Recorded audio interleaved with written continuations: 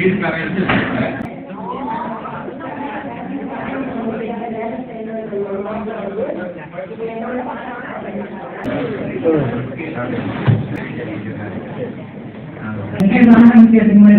நிறைய பேர் வந்தது வந்து எனக்கு ரொம்ப சந்தோஷம்.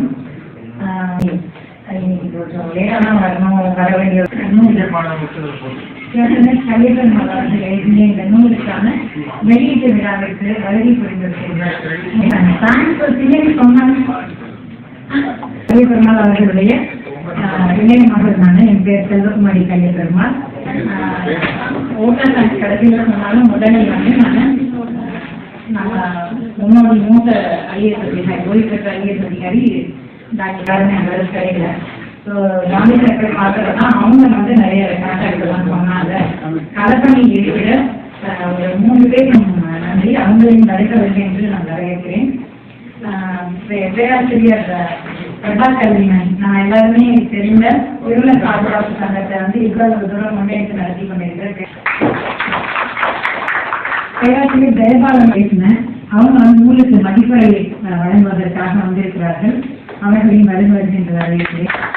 அந்த பற்றி இதற்கெல்லாம் நான் இண்டிவிஜுவலாக அறிமுகப்படுத்த வேண்டியிருக்குது. அது லேட்டர் தான் பண்ணுறேன்.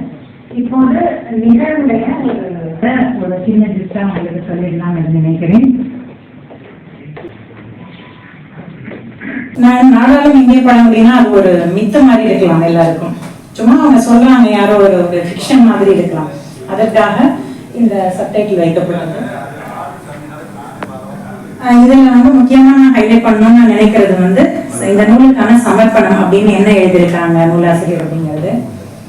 இந்தியாவில் வந்து சமூக ஏற்றத்தாழ்வுகள்னா இந்தியாவுடைய கலாச்சாரமா பார்க்கப்பட்டு வந்த காலத்தில் அதுதான் தர்மம்.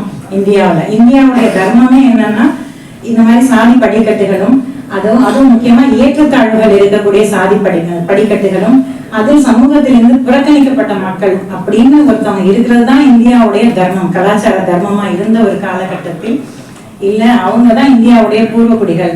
அவங்களுக்கான மாண்பை மீட்டு தருவதற்காக இவ்வளவு பெரிய போராட்டம், அவருடைய வாழ்க்கையே போராட்டமா வைத்து, வெறும் போராட்டம் மட்டும் இல்லை, அதுக்கான ஒரு விளைவு எப்படின்னா நமக்கான சமத்துவம். இன்னைக்கு நம்ம இந்த மாதிரி ஒரு நிகழ்வெல்லாம் முன்னெடுத்து நம்ம பேசுற அளவுக்கான வாய்ப்புகளை ஏற்படுத்தி கொடுத்த டாக்டர் பாபா சாஹேப் அம்பேத்கர் அவர்களுக்கு இந்த நூல் சமர்ப்பிக்கப்பட்டிருக்கிறது. அடுத்தது ஒரு சின்ன அறிமுகம் நூலாசிரியரை குறித்து. ஏன்னா இங்க வந்திருக்கிற நிறைய பேருக்கு வந்து நூலாசிரியரை தெரியும். வந்திருக்கிற மாணவர்களுக்காக முக்கியமாக இந்த நேரத்தில் நான் வந்து மாணவர்கள் இங்க நிறைய பேர் வந்திருக்கிறாங்க, அவங்களையும் வந்து அன்புடன் வரவேற்று உங்க எல்லாருக்கிட்டையும் பெருமையா பகிர்ந்து கொள்கிறேன். இந்த தடவை வந்து எம்சிசிலேருந்து சோசியல் ஒர்க் டிபார்ட்மெண்ட் இப்பதான் ஒரு 1 வீக் முன்னாடி தான் போனேன். Professor Sudarshan and doctor Prince Annadurai 2 பேர்கிட்டையும் ரொம்ப ரிக்வெஸ்ட் பண்ணேன், மாணவர்கள் எங்களுக்கு இந்த நிகழ்வுக்கு அனுப்புங்க அப்படின்னு சொல்லி அவங்க அழைத்துட்டு வந்திருக்காங்க. லயோலா கல்லூரியிலிருந்து மாணவர்கள் வருவதாக இருக்கிறது. ஸோ மாணவர்களுக்காக அண்ட் புதிதா இந்த நிகழ்வுக்கு புத்தாய்வு மன்றத்துக்கு புதிதாக இருப்பவர்களுக்காக நூலாசிரியரை பற்றி ஒரு சிறிய குறிப்பு. ஒரு ஓய்வு பெற்ற வரலாற்று பேராசிரியர் கேப்டன் எஸ் கலியபெருமாள் அப்படிங்கிற பேரை பார்த்ததும் சில பேருக்கு குழப்பம் இருக்கலாம். ஒன்றும் இல்லை, அவங்க வந்து என்சிசியில் ட்ரைனிங் போய் கேப்டன் டெசிக்னேஷன்ல கல்லூரியில வந்து தேசிய நேஷனல் கேடட் கார்ப்ஸ்ல வந்து அதிகாரியா பணிபுரிந்தவர்கள். இந்த காலேஜ்ல அதே காலேஜ்ல நானும் படித்தேன். காலேஜ்ல வந்து கேப்டன் சார் சொல்லி பழகினாங்க எல்லாரும். அப்படி சொன்னாதான் தெரியும் அவங்க எஸ்கே சார் அப்படின்னு சொல்றதை விட. அதே விதமா 2001 அவர்களுடைய முதல் நூல் வெளியில் வந்தது. அவங்க பணி ஓய்வுக்கு பிறகுதான் வந்து முழுவீச்சில் புத்தகங்கள் பதிப்பிக்கிறது ஆரம்பித்தாங்க. ஸோ அந்த சமயம் வந்து டாக்டர் கிருஷ்ணதாஸ் காந்தியஸ் அவர்களுடைய பாலம் பதிப்பகம் தான் முதல் புத்தகத்தை வெளியிட்டாங்க. அந்த சமயம் கேப்டன் எஸ் கலியபெருமாள்னு போட்டது அதுக்கப்புறம் அப்படியே பதிவாகி விட்டது. அப்படி போட்டாதான் எல்லாருக்கும் தெரியுது, அதனால அப்படியே போட்டுருவோம். அவர் வந்து ஒரு சின்ன கிராமத்தில் பிறந்து நல்ல பெரிய படிப்புகள்லாம் படிக்கிற அந்தளவுக்கு வசதி இல்லாத சமயத்துல அண்ணாமலை பல்கலைக்கழகத்துல மேற்படிப்பு படித்து அதுக்கப்புறம் ஒரு அரசு கல்லூரியில் பணியாற்றும் அளவுக்கு உயர்ந்த ஒருவர். தன்னுடைய கல்வியால் உயர்ந்த அவருடைய வரலாற்றை வந்து இப்போ ஒரு 2-3 வருடங்களுக்கு முன்பு புலிப்பால் என்ற தலைப்பில் சுய வரலாறு ஒரு புத்தகம் வெளியிட்டாங்க. அந்த புத்தகத்தை வந்து இன்னைக்கு கொண்டு வர முடியல. நிறைய காப்பீஸ் இல்லை, இருந்தாலும் இன்னும் ஒரு 10 காப்பீஸ் கொண்டு வர சொல்லியிருக்கேன். அது ஒரு முக்கியமான டாக்குமெண்ட்டாக நினைக்கிறோம். அதாவது கல்வி என்ற ஒரு அதை வந்து சாதாரணமாக நினைக்க முடியாது, அது ஒரு ஆயுதம் அப்படிங்கிறதுக்கான ஒன் ஆஃப் த எவிடன்சஸ் என்று நினைக்கிறோம். ஸோ இது வந்து பேராசிரியர் கேப்டன் எஸ் கலிபெருமாள் அவர்களுக்கு மிக்க நன்றி, இப்படி ஒரு நூலை வந்து மறுபடியும் நம்ம எல்லாருக்கும் கொடுத்ததற்கு. இது வந்து நம்ம புத்தகத்தினுடைய முன்னாடி வந்து 2 பேர்கிட்ட அணிந்தலை வாங்கப்பட்டிருக்கிறது. ஒரு ஹிஸ்டரி ப்ரொஃபஸர் வேணும் அப்படின்னு நினைத்த சமயம் வந்து பேராசிரியர் டாக்டர் கஜேந்திரன் ஐயாத்துறை அவர்களுடைய தொடர்பு கிடைத்தது. அவர் வந்து இப்போது இங்கே இல்லை, அவர் வந்து ஜெர்மனியில் இருந்தாலும் இமெயில் மூலமாகவே தொடர்பு கொண்டு அவருக்கு புத்தகத்தை அனுப்பி அவருடைய அணிந்தலை பெறப்பட்டது. அவருக்கும் இங்கு நன்றி தெரிவித்துக் கொள்கிறேன். அவர் வந்து இந்த புத்தகத்தை எப்படி சொல்லியிருக்கிறார் என்று சொன்னால், நம்ம வந்து இந்த பழங்குடி மக்களுடைய வரலாற்றை புரிஞ்சுக்கிறதே வந்து ஒரு பெரிய சவாலான காரியமா இருக்குது. இந்த நூல் அதுக்கான ஒரு மிகப்பெரிய ஒரு முயற்சியாக இருக்கிறது என்று சொல்லியிருக்கிறார். அதே போல மதுரையில் இருக்கிற டாக்டர் நம்ம எல்லாருக்கும் பரிச்சயமான டாக்டர் ஸ்டாலின் ராஜன் அவர்களுடைய ஒரு அணிந்தலையும் கிடைத்திருக்கிறது. இதில் வந்து இந்த புத்தகத்துடைய ஒரு what is the special feature about this book, நிறைய வரலாற்று புத்தகங்கள் வந்தாலும் இதுல இன்னும் ஒரு ஸ்பெஷலான விஷயம் என்னன்னா, இது ஒரு வரலாற்று புத்தகம் அல்ல, வரலாற்று ஆய்வு நூல் என்பதற்கான விளக்கம் இங்கே இருக்கிறது. எல்லாமே வந்து ஹிஸ்டாரிக்கல் எவிடன்சஸ் தான். அண்ட் இதுல நம்ம கோட் பண்ணியிருக்கிற வரலாற்று ஆசிரியர்கள் எல்லாமே வந்து ரொம்ப ரொம்ப காலமா ரொம்ப popularly well known and well established, அவங்கெல்லாம் வந்து ஒரு பெரிய வரலாற்று ஆசிரியர்கள் என்று சொல்லப்படக்கூடிய டாக்டர் பிடி கோசாம்பி, டாக்டர் பண்டார்கர், இங்க தென்னிந்தியாவில் டாக்டர் கே பிள்ளை, இந்த மாதிரியான மிக பெரும் வரலாற்று ஆசிரியர்களின் நூல்களிலிருந்து ஆதாரங்கள் எடுத்தாளப்பட்டிருக்கின்றன என்பது இந்த புத்தகத்தின் ஒரு சிறப்பான ஒரு உறுதியான அதை நம்பக்கூடிய ஒரு விஷயங்கள் சொல்லப்பட்டிருக்கு என்பதற்கான ஒரு எவிடன்ஸா இருக்குது. இதில் நான் இன்னொரு விஷயம் ஹைலைட் பண்ணி சொல்லணும்னு நினைக்கிறது வந்து, வரலாறு என்பது நிறைய பேருக்கு வந்து மாணவ பருவத்திலிருந்து அது ஏதோ நடந்த நிகழ்வுகளின் தொகுப்பாக அப்படி மட்டுமே நம்ம நினைக்கிறோம். நம்ம படிக்கிற வரலாறு அப்கோர்ஸ் நமக்கே தெரியும், அதுல நிறைய தெரிவுகள் நிறைய இடைச்செருகள் எல்லாம் இருக்கிறதுனால வந்து அது ரொம்ப பலப்பட்டு போகுது அந்த நம்பிக்கை. ஆனாலும் வரலாறு என்பது எப்படி எழுதப்படுகிறது அப்படின்னா, சயின்டிபிக்கான சில மெத்தட்ஸ் எல்லாம் வச்சுதான் வந்து ஒரு இந்த கார்பன் டேட்டிங் மாதிரி மெத்தட்ஸ் எல்லாம் வச்சுதான் அதை வந்து ஒரு ஒரு ஒரு ஒரு புதைப்பொருள் ஆராய்ச்சியா இருக்கட்டும் அல்லது ஒரு ஓலைச்சுவடியா இருக்கட்டும், அதோடைய காலத்தை அளவிட்டு உறுதிப்படுத்தி சொல்லுவதிலிருந்து ஆரம்பித்து ஹிஸ்டாரிக்கல் ரிசர்ச்னா அதுக்கான ஒரு ஸ்டாண்டர்ட் ப்ரொசீஜர் இருக்குது. ஸோ அதையெல்லாம் கடந்து வந்த ஒரு விஷயத்தை தான் நம்ம ஒரு வரலாற்று உண்மை அப்படின்னே சொல்ல முடியுது. அது வரைக்கும் அது வந்து வரலாறு அப்படின்னு நம்ம வந்து உறுதிப்பட்டு சொல்ல முடியவில்லை. அதனால அப்பேற்பட்ட வரலாறு, அந்த வரலாற்றில் கிடைக்கிற விஷயங்களை வைத்து ஆய்வு செய்யப்பட்டு அந்த ஆய்வின் இறுதியாக கண்டெடுக்கப்பட்ட முடிவுகளை வந்து தொகுத்த இந்த நூல் தான் இந்த நாடாளும் இந்திய பழங்குடி.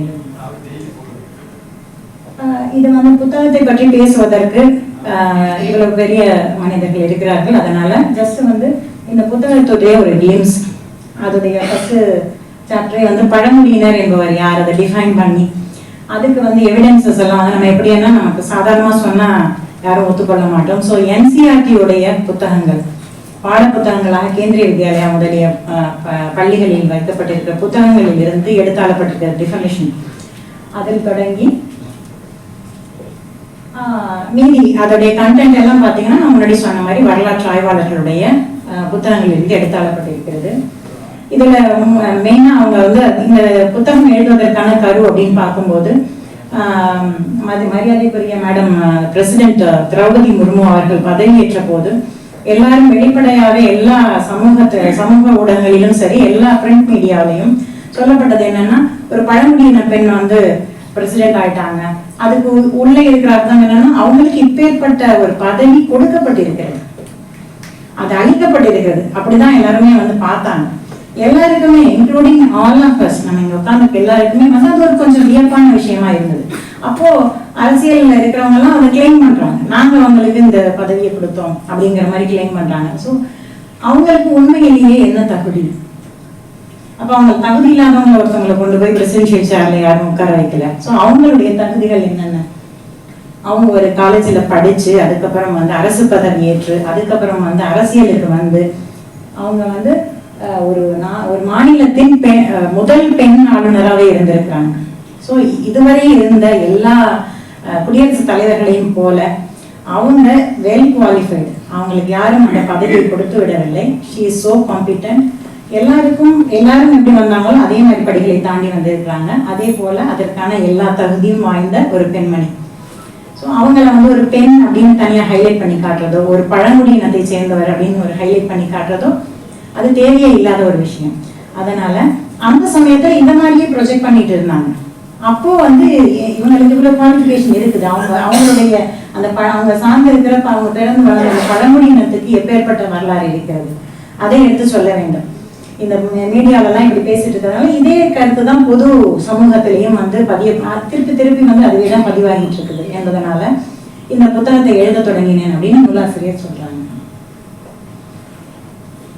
இதுல இன்னொரு ஒரு முக்கியமான ஹைலைட் பண்ணி சொல்லப்பட வேண்டிய விஷயம் வந்து இந்த மாதிரியான நம்பிக்கைகள் இருக்குது இல்லையா. இந்த மாதிரி வந்து ஒரு பழங்குடியின ஒரு பெண் அல்லது வந்து ஒரு பட்டியலின ஒரு மனிதர், இவர் வந்து என்ன இவ்வளவு பெரிய சாதனை செஞ்சிருக்கிறாரு அப்படின்னு ஒரு வியப்பா சொல்லக்கூடியதோ, அல்லது இவங்களுக்கெல்லாம் வந்து பெருசா குவாலிஃபிகேஷன் கிடையாது, ஏதோ வந்து பாபா சாஹேப் அம்பேத்கர் உருவாக்கி கொடுத்த ஒரு கோட்டா சிஸ்டம்ல வச்சு அவங்க வந்துட்டாங்க அப்படிங்கிற மாதிரியான ஒரு பொது நம்பிக்கை இருக்குது இல்லையா. அந்த நம்பிக்கையுடைய அடித்தளம் என்ன, அந்த நம்பிக்கையை யார் புகுத்தினது அப்படின்னு பாக்குறதுக்கு முன்னாடி அதோடைய அடித்தளம் என்ன அப்படின்னு பார்த்தா இட்ஸ் சைக்காலஜி. நம்ம வந்து வீட்டுல ஒரு குழந்தை பிறந்து வளருதுன்னா அவங்க அப்பா அம்மா சொல்றதுதான் அது வந்து உண்மை அப்படின்னு நம்புது. என்னுடைய கடவுள் இந்த கடவுள் தான், என்னுடைய ஊர் வந்து இப்பேற்பட்ட ஊரு அப்படின்னு ஒரு நம்பிக்கை வைக்கிற மாதிரி இந்த வந்து இப்படி பாக்குறதுக்கு இப்படி இருக்கிறவங்க எல்லாம் நான் வந்து நல்ல மனிதர்கள், பாக்குறதுக்கு இந்த மாதிரி ட்ரெஸ் பண்ணிருக்கவங்க எல்லாம் வந்து நம்ம அந்த அளவுக்கு கிட்ட போக கூடாது, இப்படியான நம்பிக்கைகளை கூட அந்த குழந்தை உள்வாங்கிறது எப்பன்னா அவங்க அப்பா அம்மா கூட இருக்கிற உறவுகள், அந்த சமுதாயம் எதை அந்த குழந்தைக்கு கற்பிக்கிறதோ அதை தான் அந்த குழந்தை உள்வாங்கி ஒரு பெரிய மனிதனா வளர்ந்து அதை வந்து அவங்களுடைய வாழ்க்கை முறையா கொண்டு வர்றாங்க அப்படிங்கிற சைக்காலஜிய ஒரு சுருக்கமான முறையில் அந்த நூலில் சொல்லப்பட்டிருக்கிறது. இதை பேஸ் பண்ணி தான் நம்ம வந்து இந்த சமூகம் கட்டமைக்கப்படுகிறது. திருப்பி ஒரு விஷயத்த நம்பிக்கையா ஒரு மனதில் விதைத்து விட்டோம் என்றால் அவங்க அதுதான் தர்மம், அதுதான் நியாயம், இதுதான் கடவுள் சொன்னதுன்னு சொன்னா அவங்க அதை அப்படியே ஃபாலோ பண்றாங்க. அதனாலதான் இந்த மாதிரியான ஒரு பொது புத்தியை வந்து நிலைநிறுத்த முடிந்திருக்கிறது அப்படின்னு சொல்றாங்க. இன்னொரு ஒரு இதுல ஹைலைட் பண்ண வேண்டிய விஷயம் என்னன்னா பழங்குடியினரும் புதுக்குடியினரும் அப்படின்னு நூலாசிரியர் ஒரு விஷயத்தை எழுதுறாங்க.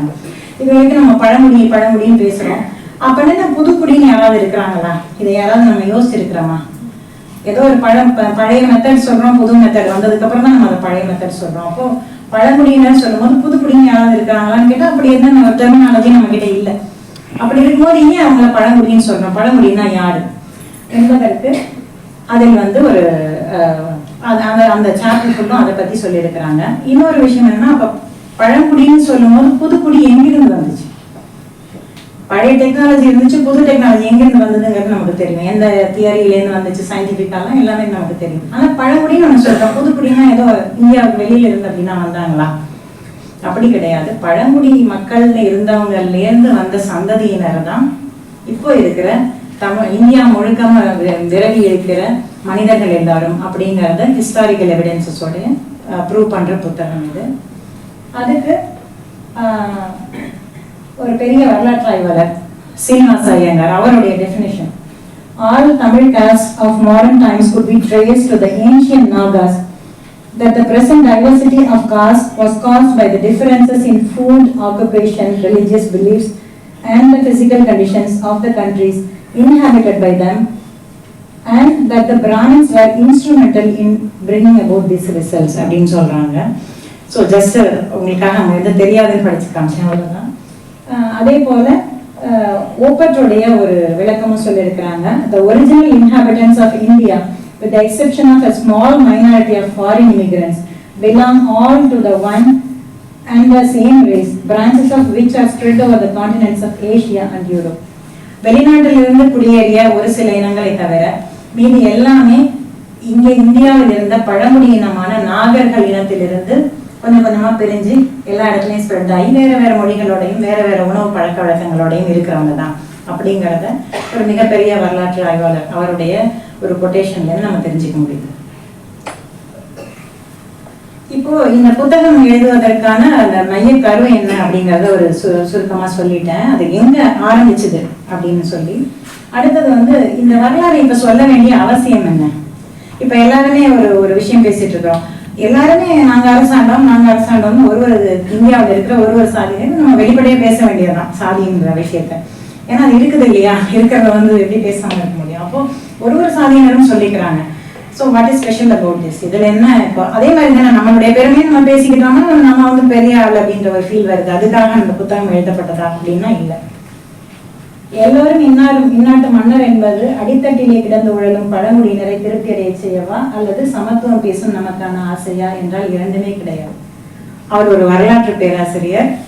அவருடைய மகள்ங்கிறதுனால வீட்டுல தினமும் நான் ஏதாவது ஒன்று பேசும்போது சாதாரண விஷயங்கள்ல வரலாற்றுல இது சொன்னிச்சு, இது உண்மை அப்படின்னா உண்மை, அவ்வளவுதான். அதை வந்து மாற்ற முடியாது.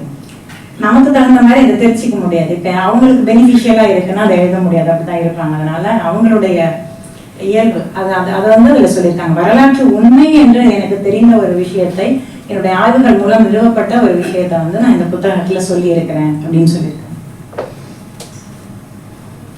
இது வந்து கிட்டத்தட்ட இந்த ஆய்வுடைய ஒரு முடிவு அப்படின்ற மாதிரி சொல்லலாம். என்னன்னா இந்த தென்னிந்திய பகுதிகளை ஆட்சி செய்த அரசர்கள் எல்லாமே ஒரு காலத்துல ஒரு பழங்குடி இனத்தை சார்ந்த அந்த இனக்குழுவுடைய ஒரு தலைவராக இருந்திருக்காங்க. நம்ம இப்ப வரலாற்றில் பார்க்கக்கூடிய மிகப்பெரிய ஆளுமைகளாக வரலாற்றில் பதியப்பட்டிருக்கிற பல அரசர்கள் பழங்குடி இனத்திலிருந்து வந்தவர்களாக இருக்கிறார்கள் என்பது இந்த புத்தகத்தில் ஆதாரங்களுடன் எடுத்துச் சொல்லப்பட்டிருக்கிறது. எக்ஸாம்பிளுக்கு வந்து அவங்க இப்ப வந்து குறவர்கள் குறும்பர்கள் ஆட்சி அப்படின்னு அங்க ஒண்ணு இருக்குது. இன்னைக்கு வந்து நம்ம அவங்களை இன்னைக்கு வரைக்குமே குறவர்கள் அப்படிங்கிறவங்கள நம்ம பொது சமுதாயம் பார்க்குது. அவங்களுக்கு படிப்பறிவு இல்லை அப்படின்லாம் சொல்லுது. ஆனா அவர்கள் ஒரு காலத்தில் ஆட்சி பொறுப்பில் இருந்த அரசர்களாக இருந்து சீரும் சிறப்புமாக ஆட்சி செய்த மக்களாக இருக்கிறார்கள் அப்படிங்கிறதுக்கான எவிடன்சஸ் இந்த புத்தகத்தில் இருக்கு. மேலும் வந்து கலப்பறைகள் நம்ம வரலாற்றில் படிக்கும் போது எப்பவுமே கலப்பறைகளின் காலம் இருண்ட காலம் அப்படின்னு தான் படிப்போம். ஸோ கலப்பறைகளுடைய ஆட்சி என்பது எப்பேற்பட்ட ஆட்சி, அது ஏன் வந்து அப்படி இரட்டடிப்பு செய்யப்பட்டது அப்படிங்கிறதுக்கான ரெஃபரன்ஸ் இருக்குது. அதே போல ஒரு வார்த்தை, ஒரு சாதி, இங்க ஒரு சாதி, நார்த் இந்தியாவில் தெலுங்கு தேசத்துல ஒரு சாதி, மகாராஷ்டிரத்துல ஒரு சாதி, அந்த மாதிரி நம்ம தனித்தனியா பாக்குறோம். ஸோ ஒரு ரூட் வேர்டை வச்சு அதுல இருந்து ஒரு மொழிகளும் ஒரு மொழிக்கும் அதை வந்து வேற வேற விதமா ப்ரொனவுன்ஸ் பண்றாங்களே தவிர அதோடைய ரூட் ஒண்ணு. அப்ப எப்படி நாகர்கள் அப்படிங்கிற இனத்திலிருந்து இந்த சாதிகள்லாம் பிரிந்து வந்திருக்கிறது என்பதற்கான ரெஃபரன்ஸ் அதுல இருக்குது. அதே போல நம்ம இப்ப பெரிய பெரிய அரசர்கள் சொன்னேன் இல்லைங்களா, அந்த மாதிரி பெரிய பெரிய நம்ம ஹிஸ்டரியில படிக்கிற அரசர்கள்லாம் பழங்குடி இனத்தை சேர்ந்தவர்கள் என்பதற்கான விரிவான ஆதாரங்கள் இருக்கு.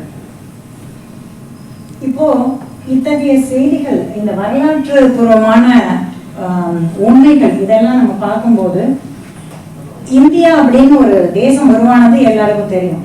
ஆங்கிலேயர் காலத்துல தான் அதுக்கு வந்து அது ஒரு உருவமா வந்து இந்தியா அப்படிங்கிற ஒரு மேப்பே வந்துச்சு. அதுக்கு முன்னாடி அங்கங்க இருந்த ரீஜனல் கிங்டம்ஸ், அந்தந்த பிரதேசத்துல ஒரு அரசன் இருந்தான், அவனை பீட் பண்ணி இன்னொரு அரசன் வந்தான், ஒரு காலத்துல ஒரு 2-3 ஏரியாவை வந்து ஒரு ராஜா கேப்சர் பண்ணிட்டு வந்தான் அப்படிங்கிற மாதிரி விஷயங்கள் இருக்குது இல்லையா. அப்ப இந்தியா என்ற ஒரு ஒருங்கிணைந்த நாடு உருவாவதற்கு பல காலம் முன்னாடி அப்ப இருந்த ராஜாக்கள்லாம் யாரு, அப்ப இருந்த அரசாங்கங்கள்லாம் யார் நடத்துவது அப்படின்னு பார்க்கும்போது அவங்க எல்லாமே பழங்குடி மக்களாக தான் இருக்கிறாங்க. இப்ப நமக்கு எவிடென்டா தெரியாது என்னன்னா புதுக்குடின்னு யாருமே கிடையாது. நம்ம தாத்தாவுடைய தாத்தா எப்படி இருந்தாங்க, என்ன ட்ரெஸ் பண்ணியிருந்தாங்க, நம்ம என்ன ட்ரெஸ் பண்ணியிருக்கோம், அவ்வளவுதான். It's very simple like that.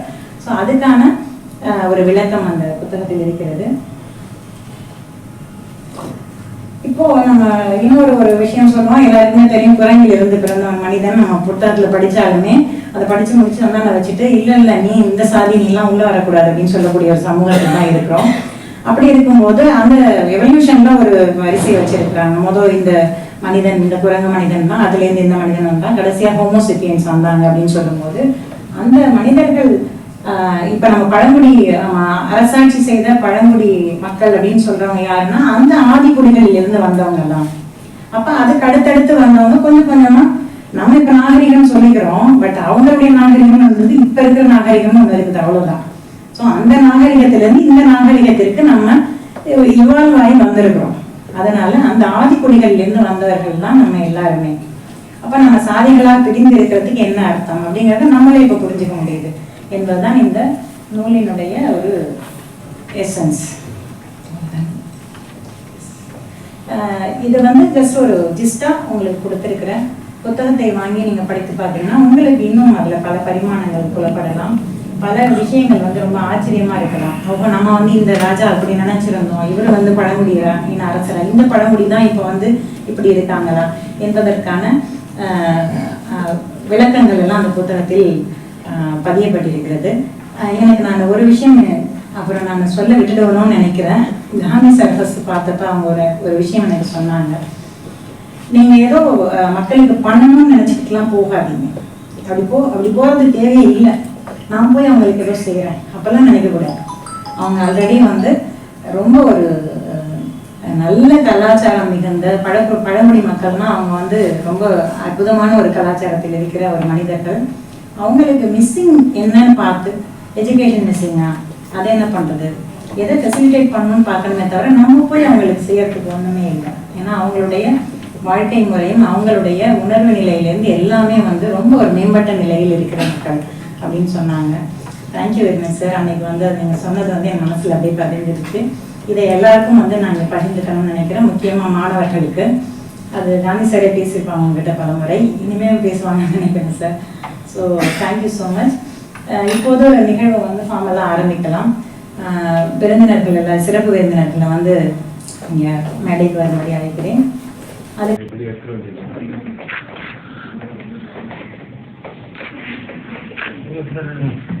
ஐயா அப்புறம்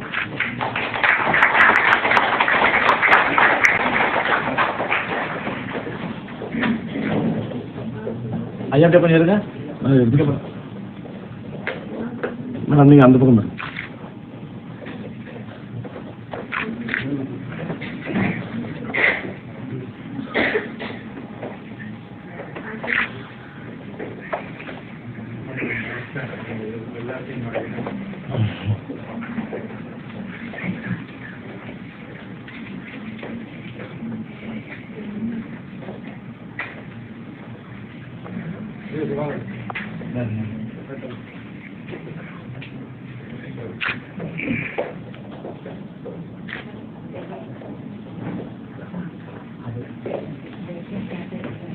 ஒரு பக்கம்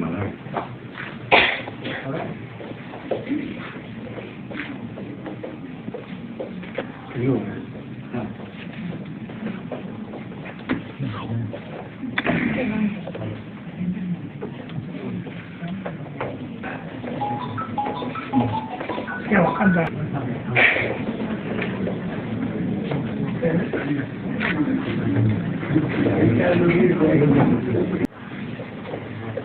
எனக்கு பர்சனலா இன்னைக்கு ரொம்ப நிறைவா இருக்குது. எப்பவுமே எந்த போனாலுமே நான் கேட்பேன், என்ன பெண்கள் யாரு கூட பெண்கள் ரொம்ப இல்லை அப்படின்னு. இன்னைக்கு வந்து ஸ்டேஜ்லயும் பெண்கள் நிறைய இருக்காங்க, ஆடியன்ஸ்லயும் பெண்கள் நிறைய இருக்காங்க.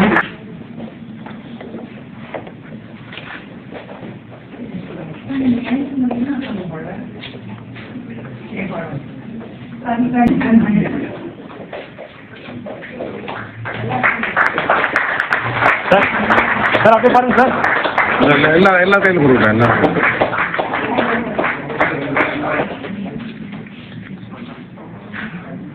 நான் கொஞ்சம் பேக்கில் வாங்கினேன் இருக்கு சார். நூலாசிரியர் பேராசிரியர் கலிபெருமாள் அவர்களுடைய மகன் சார். ரைட் பதிப்பாளர் தேனியப்பன் அவர்கள், கேமரா நவீன பதிப்பகம் பேராசிரியர் பாண்டியன் அவர்கள். கேமரா பாருங்க சார். அவர்களுக்கும் உறுதுணையாக இருக்கிற இன்னொரு மகளாக அவர்கள் சுபாஷ் அவர்கள், கேமரா பாருங்க சார். பேராசிரியர் மோகன்ராஜ் அவர்கள், இந்த அழைச்சிட்டு வந்த பேராசிரியர் சுபாஷன் அவர்கள், கேமரா பாருங்க சார். சார் இங்கே சார். இன்னொரு முக்கியமான ஒரு பர்சன், நான் இங்கதான் முதல் முறை பார்க்கிறேன், நாகையிலிருந்து வரேன். கேமரா பாருங்க சார்.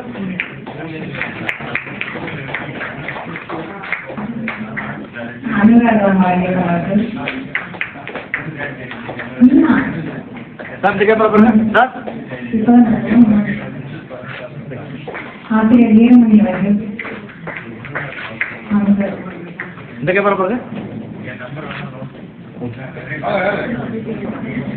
இங்க பாருங்க சார். கேமரா பாருங்க. அப்படியே சார். இங்க பாருங்க சார். கேமரா பாருங்க சார். அப்படி இந்த கேமரா பாருங்க சார். அந்த கேமரா நில்லுங்க.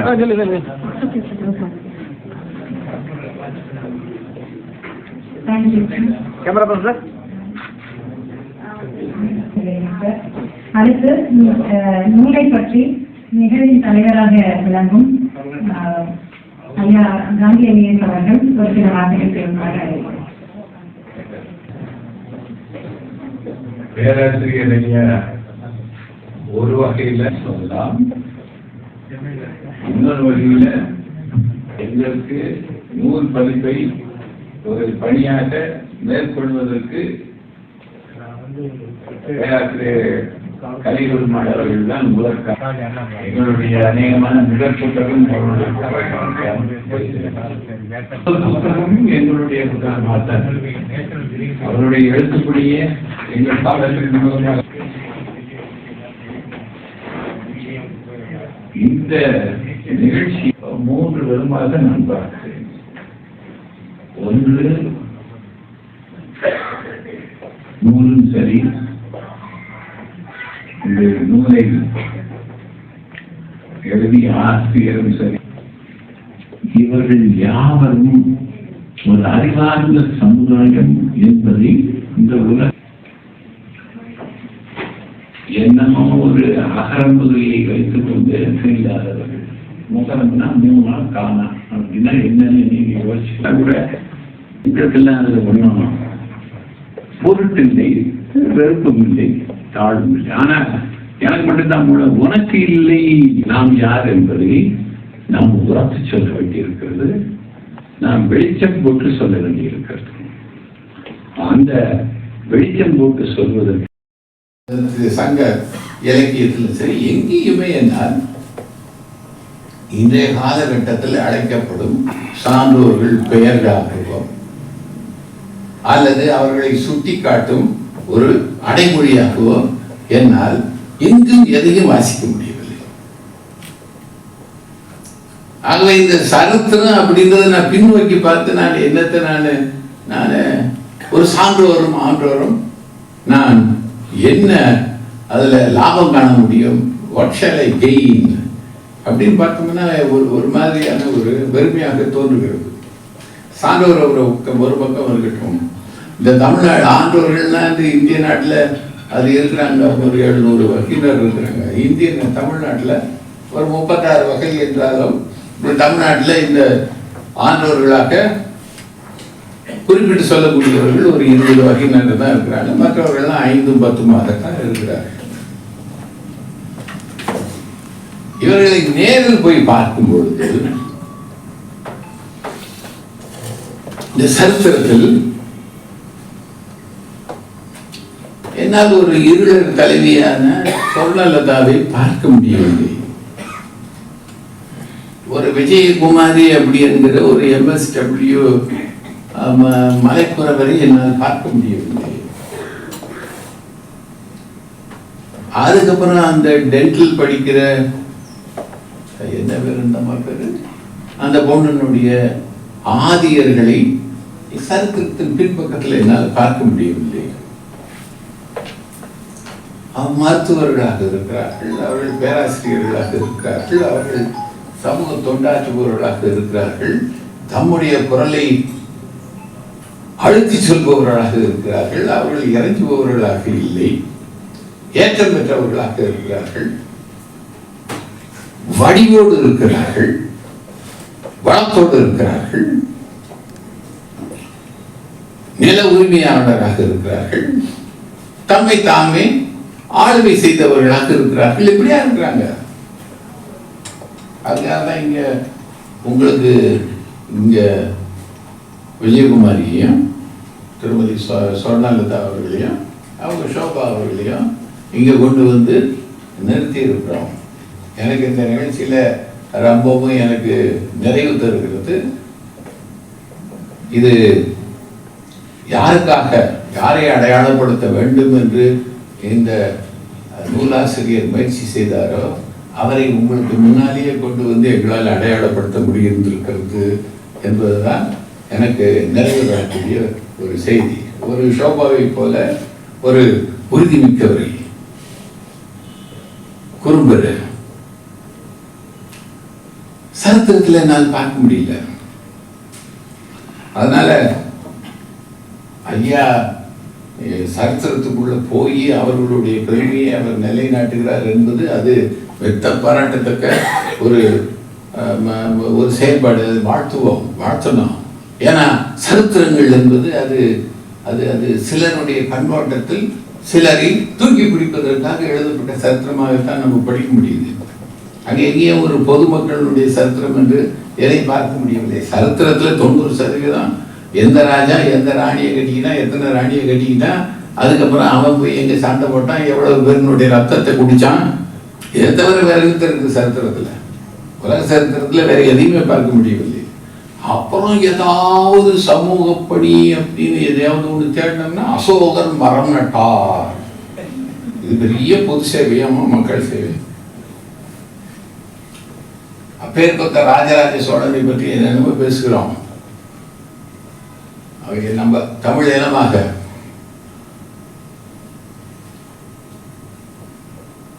தஞ்சை பெருங்கோயில் சுற்றுச்சுவர் முழுவதும் அப்படியே அடிச்சு எழுதி வச்சிருக்கிறாங்க கல்வெட்டுகள்.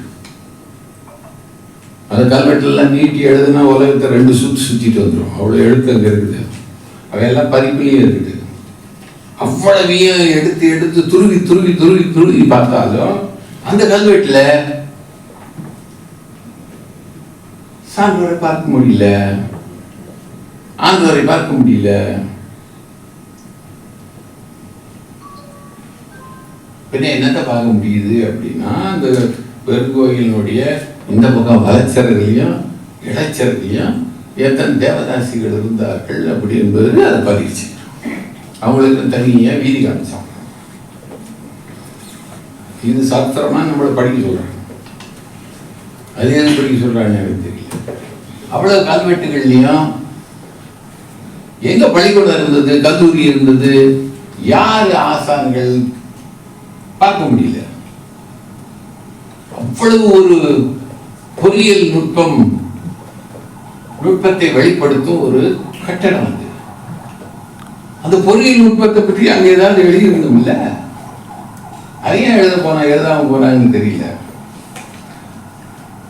ஆகவே இந்த சரித்திர விஷயங்கள ஒரே அதுல குஞ்சரமல்லன்னு சொல்லுது. அது பெருந்துச்சன் இந்த கோயிலை சமைத்தவன் குஞ்சரமல்லன் அப்படின்னு அது ஒரு விஷயம் மட்டும் ஒரே ஒரு சொல்லு மட்டும் அதுல அங்க இருக்குது. ஆனால் அந்த குஞ்சரமல்லன் என்பவன் இந்த காலத்து சான்றோராக இருக்கிற பல்லர் வகை என்பதை அவர்களும் எடுத்து சொல்ல மாட்டேன் என்கிறார்கள். இப்பொழுது இருப்பவர்களும் அதை ஒப்புக்கொள்ள மாட்டேன் என்கிறார்கள். இப்படியா இருக்குது. ஒரு மழை பைய போய் அவ்வளவு பெரிய கோயில அவன் டிசைன் பண்ணிக்க முடியுமா? இப்படிதான் பாரு. அவன் குஞ்சரம் மல்லன், அவன் பிறந்துச்சேன் அப்படின்னு அவன் கல்வெட்டுல எழுதிவிட்டா மல்லன்ற பெயரை கொண்டவர்கள் இந்த நாட்டில் வேற யாரும் இல்லையே. அவரை சான்றோர்கள் ஓங்கி சொல்லலாம் இல்ல. இதுல இப்ப என்ன பிரச்சனை ஓடிட்டு இருக்குது அப்படின்னா, நான் அவ்வளவு பெருமைக்குள்ளவனாக இருக்கிற மல்லனும் நான் இப்ப சான்றோரோட நான் ஒட்ட மாட்டேன், நான் தனியே நான் மல்லன், நான் கொள்ள, நான் நாடாண்டவன் அப்படின்ட்டு அது ஒரு பீக்கல்ல போயிட்டு இருக்கிறோம். இதுல எல்லாம் நம்ம கொஞ்சம் எச்சரிக்கையாக இருக்க வேண்டும் என்று நான் என்னுடைய தனிப்பட்ட எண்ணத்தை நான் உங்களுக்கு சொல்லிக்கொள்ள விரும்புகிறேன் இந்த காலகட்டத்தில். ஆகவே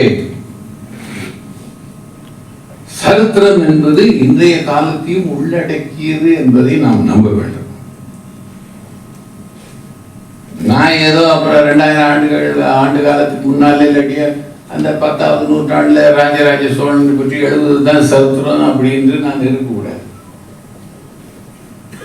எனக்கு 1900 2024 வரைக்கும் இந்த சான்றோருக்கும் ஆன்றோருக்கும் மகத்தான ஒரு சரித்திர காலமாக நான் பார்க்கிறேன். அவ்வளவு மகத்துவங்களை இந்த 100 ஆண்டுகள்ல 120 ஆண்டுகள்ல இந்த சான்றோரும் ஆண்டோரும் ஒவ்வொருவரும், அவர் பல்லரானாலும் சரி, பறையரானாலும் சரி, அருந்ததியரானாலும் சரி, இவர்களையும் அவர் மலையாளியாக இருந்தாலும் சரி, இருளராக இருந்தாலும் சரி, அவர் குருபர்களாக இருந்தாலும் சரி, மலைப்புறவர்களாக இருந்தாலும் சரி, ஆதியர்களாக இருந்தாலும் சரி, எல்லாரும் இந்த 100 ஆண்டுகள்ல அவ்வளவு சரித்திரத்தை படைத்து வைத்திருக்கிறார்கள். எழுதணும் இல்லாத சரித்திரம் 1947 விடுதலை சரித்திரம்னு எழுதணும் இல்ல, சரித்திரம் சொல்றோம் இல்ல. அந்த விடுதலையை பெறுவதற்கு அட என்ன நான் என்ன போராடாமலே போயிட்டேன். அப்புறம் எனக்கு விடுதலை சரித்திரத்துல அங்க ஒரு சுபாஷ் சந்திர போஸ் தான் இருக்கலாம், இல்லாட்டி ஒரு வ.உ.சி. தான் இருக்கலாம், இல்லாட்டி ஒரு பாரதியார் இருக்கலாம். நான் இதை சொல்றேன் அப்படின்றதுக்காக என் மேல நீங்க கடுப்படுத்த கூடாது. ஒரு சின்ன பையன் ஒரு கொடி எடுத்து போய் ஒரு போராட்டத்தில் நடு ரோட்ல ஓடும்போது செத்து போயிட்டான்.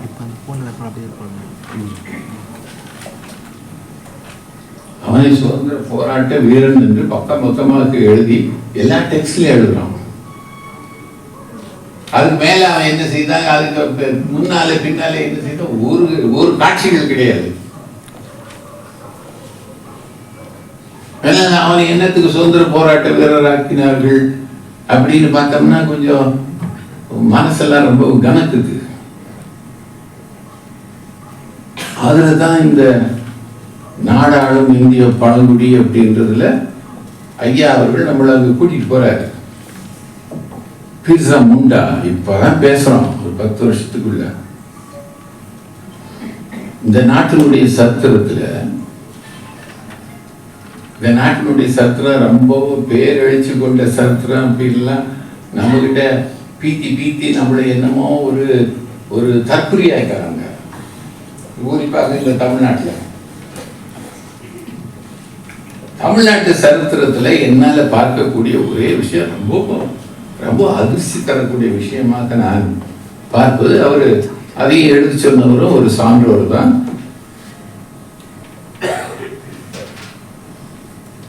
1000வது ஆண்டிலிருந்து இந்த தமிழ்நாடு அடிமைப்பட்ட நாடாகவே இருந்து கொண்டிருந்திருக்கிறது அப்படின்ற சரித்திரத்தை யாருமே நமக்கு சொல்லிக் கொடுக்கல. அது வேறுனே சான்றோர் ஆன்றோருக்காக மட்டும் இல்ல, எல்லா தமிழ பயல்களுக்கும் இது அடிமை நாடு. ஒரு தமிழ ஆளல. 1000 ஆண்டுகளாக அடிமை ஜென்மமாக இந்த தமிழர்கள் இருந்திருக்கிறார்கள் என்ற ஒரு சரித்திர விஷயத்தை எங்கேயுமே யாருமே சொல்லல. அவன் தமிழர்னா வீரம்,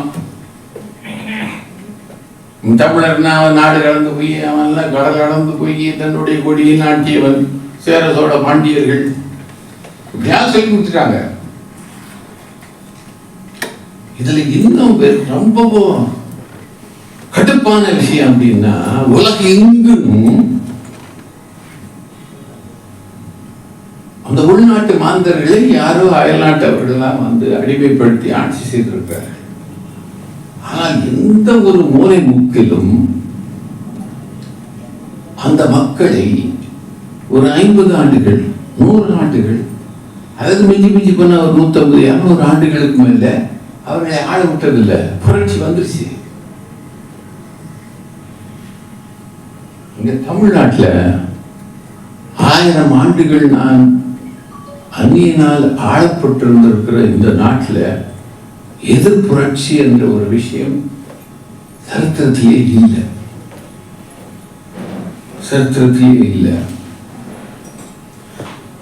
அது இந்தியாவினுடைய பல பகுதிகளில் கூட அது மாதிரி ஏதாவது நடந்திருக்கு.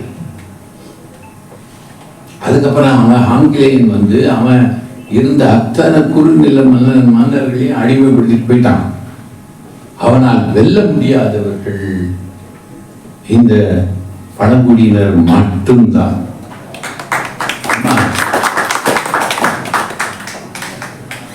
அவனால மிஞ்சி மிஞ்சி போனா ஊட்டியில போய் உல்லாசம் காண முடிந்தது என்று அந்த பழங்குடியினரை வெல்ல முடியாத, இந்த நாட்டில் வெல்ல முடியாத ஒரு குடிகளாக இருந்தவர்கள் பழங்குடியினராக தான் அங்க இருக்கார். அவர்கள் எல்லாம் தனி, அது ராஜ்யம் என்று நான் சொல்ல மாட்டேன். அவர்களுக்கு அவர்களாக ஆளுமை செய்து கொண்டார்கள், அவ்வளவுதான். அவங்களை யாரும் வேலையெல்லாம் வாங்கல. அது எந்த மொழியில் இருந்தாலும் சரி, அது எங்கிருந்து மலையாளிகளாக இருந்தாலும் சரி, இருளர்களாக இருந்தாலும் சரி, அந்த இந்த கடைசி ஒரு 60 ஆண்டு காலம் வேண்டும் என்றால் நீங்கள் இருளர்கள் மற்றவர்களால் ஆளப்பட்டவர்கள் அப்படின்ற மாதிரியான ஒரு கதையை சொல்லலாம். அந்த காலத்துல இல்லை. பச்சைமலை வல்வில் ஓரின்னு பேசுறோம். என்னை கேட்டா தமிழ்நாட்டில் அந்த 7 வள்ளல்களும் அவர்கள் இந்த ஆன்றோர்களாகத்தான் இருந்திருக்கும். அது பாரியாக இருந்தாலும் சரி, ஓரியாக இருந்தாலும் சரி, காரியாக இருந்தாலும் சரி, அதிகமானாக இருந்தாலும் சரி, அப்பொழுது மலையில் இருந்தவர்கள். இப்பவும் போய் பாருங்க, வல்வில் ஓரி கொல்லிமலையில மலையாளி தவிர அங்க யாரும் இல்லை. ஆகவே ஓரி ஒரு ஆன்றோர் அப்படி என்று தமிழர்களால் சொல்ல முடியல. வள்ளல்னு சொல்றாங்க, ஆனா ஒரு ஆன்றோர்னு சொல்ல மாட்டேன்றாங்க. மலையாளிகளுடைய மூதாதையர்கள் சொல்ல மாட்டேன்றாங்க. இந்த சரித்திரத்தை தான் நாம் எழுத வேண்டும், இந்த இன்றைய நிலையில வைத்து எழுத வேண்டும் என்பதை என்னுடைய வேண்டுகோளாக வைத்து இந்த புரட்சிகரமான பயணத்தை எடுத்த பேராசிரியர் கலிபுல்மான் அவர்களை நான் மனமான வாழ்த்துகிறேன். அவருக்கு ஒரே ஒரு வேண்டுகோளாலும், நாங்கள் பாலத்தில் எந்த விதமான பொருள் செலவும் அவருக்கு இல்லாமல் நாங்கள் போட்டுத்தர முன்வருகிறோம் என்பதை பதிவாக இந்த தருணத்தில் சொல்லி உங்களிடமிருந்து விடைபெற விரும்புகிறேன். தயவு செய்து எங்கள் ஆன்றோர் மாமகள்கள் சொல்லுவதை நல்ல செவி கொண்டு கேளுங்கள், உங்கள் நெஞ்சம் நிறைந்து கேளுங்கள் என்றும் உங்களை வேண்டிக் கொண்டு விடைபெறுகிறேன். வணக்கம். அவர் ரொம்ப சர்வசாதாரணமா சொல்லிட்டு இருந்தாரு. எனக்கு ஆனா எல்லாமே ஒரு புது பரிமாணமா தான் தோணுச்சு. புது புதியிலேயே நம்ம எல்லாத்தையும் பார்த்துட்டு இருக்கிறோம் அப்படிங்கிறது எனக்கு மறுமுறை குறைச்சிது. அவன் பேசும்போது நம்ம சாதாரணமாக தான் தெரியும், ஆனால் நம்ம யோசிச்சு பார்த்தா தான் தெரியும் அது எவ்வளோ ஒரு கிராவிட்டி இருக்குது அந்த விஷயத்தில் அப்படின்னு சொல்லிட்டு. அவங்களுடைய சாரோட இன்டர்வியூ ஒன்று நான் ரொம்ப முன்னாடி கொடுத்த இன்டர்வியூ போல இருக்கு. அதை நான் இதில் தேடும் போது கூகுளில் கிடைச்சிது. யதார்த்தமாக நான் வேற ஏதோ ஒன்று தேடிட்டு இருக்கும், அது கிடைச்சிது. அதிலிருந்து அவங்களுடைய வார்த்தையில ஒரு சில விஷயங்கள் மட்டும் நான் பகிர்ந்துக்க விரும்புகிறேன். அது படிச்சப்ப எனக்கே இன்னும் நம்ம என்னை பத்தி சொன்னது மாதிரி அவ்வளோ ஒரு சந்தோஷமா இருந்தது. அவங்க இன்டர்வியூ பண்ணவங்க மரியா பானு அப்படின்னு ஒரு பேஜ்லேருந்து கிடைச்சது. எனக்கு அவங்கள பத்தி கூட தெரியல, ஆனால் அந்த இன்டர்வியூ ரொம்ப நல்லா இருந்துச்சு. அதில் அவங்க கேட்குறாங்க, ட்ரைபல் கம்யூனிட்டி கூட உங்களுடைய ட்ராவல் அதை பத்தி நீங்க கொஞ்சம் பகிர்ந்துக்க விரும்புறீங்கன்னா என்னன்னு சொல்லுவீங்க அப்படின்னு. அப்ப சார் சொல்றாங்க, 1996 இருந்து அவங்க ரொம்ப ரிமோட் ஏரியாவில் இருக்கிற ட்ரைபல் வில்லேஜஸ்க்கு போய் மக்களுடைய பழகி அவர்களுக்கான பணிகளை முன்னெடுத்திருக்கிறாங்க. அப்போ அவங்க சொல்றாங்க, tribal people live a self contained and dignified life of their own அப்படின்னு சொல்றாங்க. நம்ம பொது புத்தியில எல்லாருக்கும் எப்படி தோணுதுன்னா, காட்டுக்குள்ள இருக்கிறாங்க, அவங்களுக்கு எந்த வசதியுமே இருக்காது, லைட்டு கூட இருக்காது, டாய்லெட் கூட இருக்காது. ஆனா அவங்களுடைய வார்த்தை படிக்கும் போது எனக்கு அவ்வளோ ஒரு ஆச்சரியமா தான் இருந்துச்சு. நம்மளும் இப்படிதான் யோசிச்சிருக்கோம். அவங்க சொல்ற வார்த்தை டிக்னிஃபைட் லைஃப் அப்படின்னு சொல்றாங்க. டிக்னிட்டியை நம்ம எது கூட சேர்த்து பார்க்குறோம்னா, டாய்லெட் இருக்குதா, அதுவும் டாய்லெட்ல ஏசி வரைக்கும் வச்சிருக்குதா, அதெல்லாம் டிக்னிட்டி நினைச்சிட்டு இருக்கிறோம். அவங்களுடைய வாழ்க்கை முறை, அவங்களுடைய எண்ணங்கள், அதை பேசும்போது அவ்வளோ அழகான ஒரு வார்த்தையில சொல்றாங்க. What they lost was education, the reason why they were pushed behind. இது நம்ம எல்லாரும் நினைக்கிற மாதிரி அவங்க சொல்லல. அவங்களுக்கு தேவையான வசதிகளை அரசாங்கம் இவ்வளவு வசதிகள் வச்சிருந்தாலுமே அதை அவங்க போய் கேட்கறதுக்கு அவங்களுக்கு ஒரு கைடன்ஸ் தேவைப்படுது இல்லையா, அந்த மாதிரி சென்ஸ்ல பார்த்தா அதர்வைஸ் அவங்க ஒரு டிக்னிஃபைட் லைஃப் நம்மளெல்லாம் விட ரொம்ப ஒரு பெட்டரான லைஃப்ல இருக்காங்க. அதாவது பொது சமூகம் இங்க சமத்தரையில் இருக்கிற எல்லா வசதிகளோட இருக்கிற மக்களை விட கம்பேர் பண்ணும்போது அப்படின்னு சொல்றாங்க. Tribals are peace loving and confident people. இந்த வார்த்தையும் நான் சொல்லணும்னு நினைக்கிறேன். ஏன்னா தே லேக் கான்ஃபிடென்ஸ் அப்படின்னு தான் நினைக்கிறோம். நான் ஒரு வார்த்தை சொன்னப்ப சாருக்கு கோபம் வந்துருச்சு. சார் அந்த பிள்ளைகள்லாம் வந்து அந்த நல்ல கான்ஃபிடென்ட்டாக வந்து படிக்கணும்னு நான் நினைக்கிறேன். நீங்கள்லாம் போய் அவங்களுக்கு கான்ஃபிடென்ஸ்லாம் சொல்லிக் கொடுக்க வேண்டாமா, அந்த மாதிரி நினச்சிங்கன்னா போகாதீங்க அவங்கள்ட்ட அப்படின்னாங்க. ஸோ அவங்கள டிஃபைன் பண்ணும்போது, அவங்க டிஸ்கிரைப் பண்ணும்போது, it's not defining any one. Tribals are peace loving and confident people. They are the most hospitable people and not hostile to any one. நம்ம படிக்கிறதெல்லாம் எப்படின்னா, காட்டுக்குள்ள இருக்க மிருகம் வந்து மனுஷன் அட்டாக் பண்ணுச்சு, நியூஸ் அப்படிதான் சொல்றாங்க. அது ஏன் வந்துச்சு, எது வந்துச்சுலாம் யாரும் கேட்க மாட்டாங்க. சிறுத்தை நட்டு அட்டகாசம் இதுதான் போடுறாங்க. அந்த மாதிரி பழங்குடி மக்கள்லாம் ஒன்றும் அவங்களுக்கு நாகரிகம் தெரியாது. அவங்க வந்து நம்ம போகும்போது கான்ஃபிடன்ட் பண்ணுவாங்க. அவங்க வந்து ஏதாவது திருடுறாங்க, இதை செய்யறாங்க, அதை செய்யறாங்க, சமூக விரோத செயல்களில் ஈடுபடுவாங்க அப்படின்ற பொது புத்தியில பார்த்துட்டு இருக்கும்போது அவங்களுடைய வார்த்தை வந்து அவ்வளவு தெளிவா, அப்பேற்பட்ட ஒரு அட்மினிஸ்ட்ரேட்டர்லையா அவங்க வார்த்தை வந்து அவ்வளோ ஒரு தெளிவாக கொடுக்குது நமக்கு அப்படிங்கிறதுக்காக சொல்றேன். மோஸ்ட் ஹாஸ்பிட்டபிள் பீப்புள்னு சொல்றதை கூட சொல்லிடுவாங்க. Not hostile to any one அப்படின்னு சொல்றாங்க.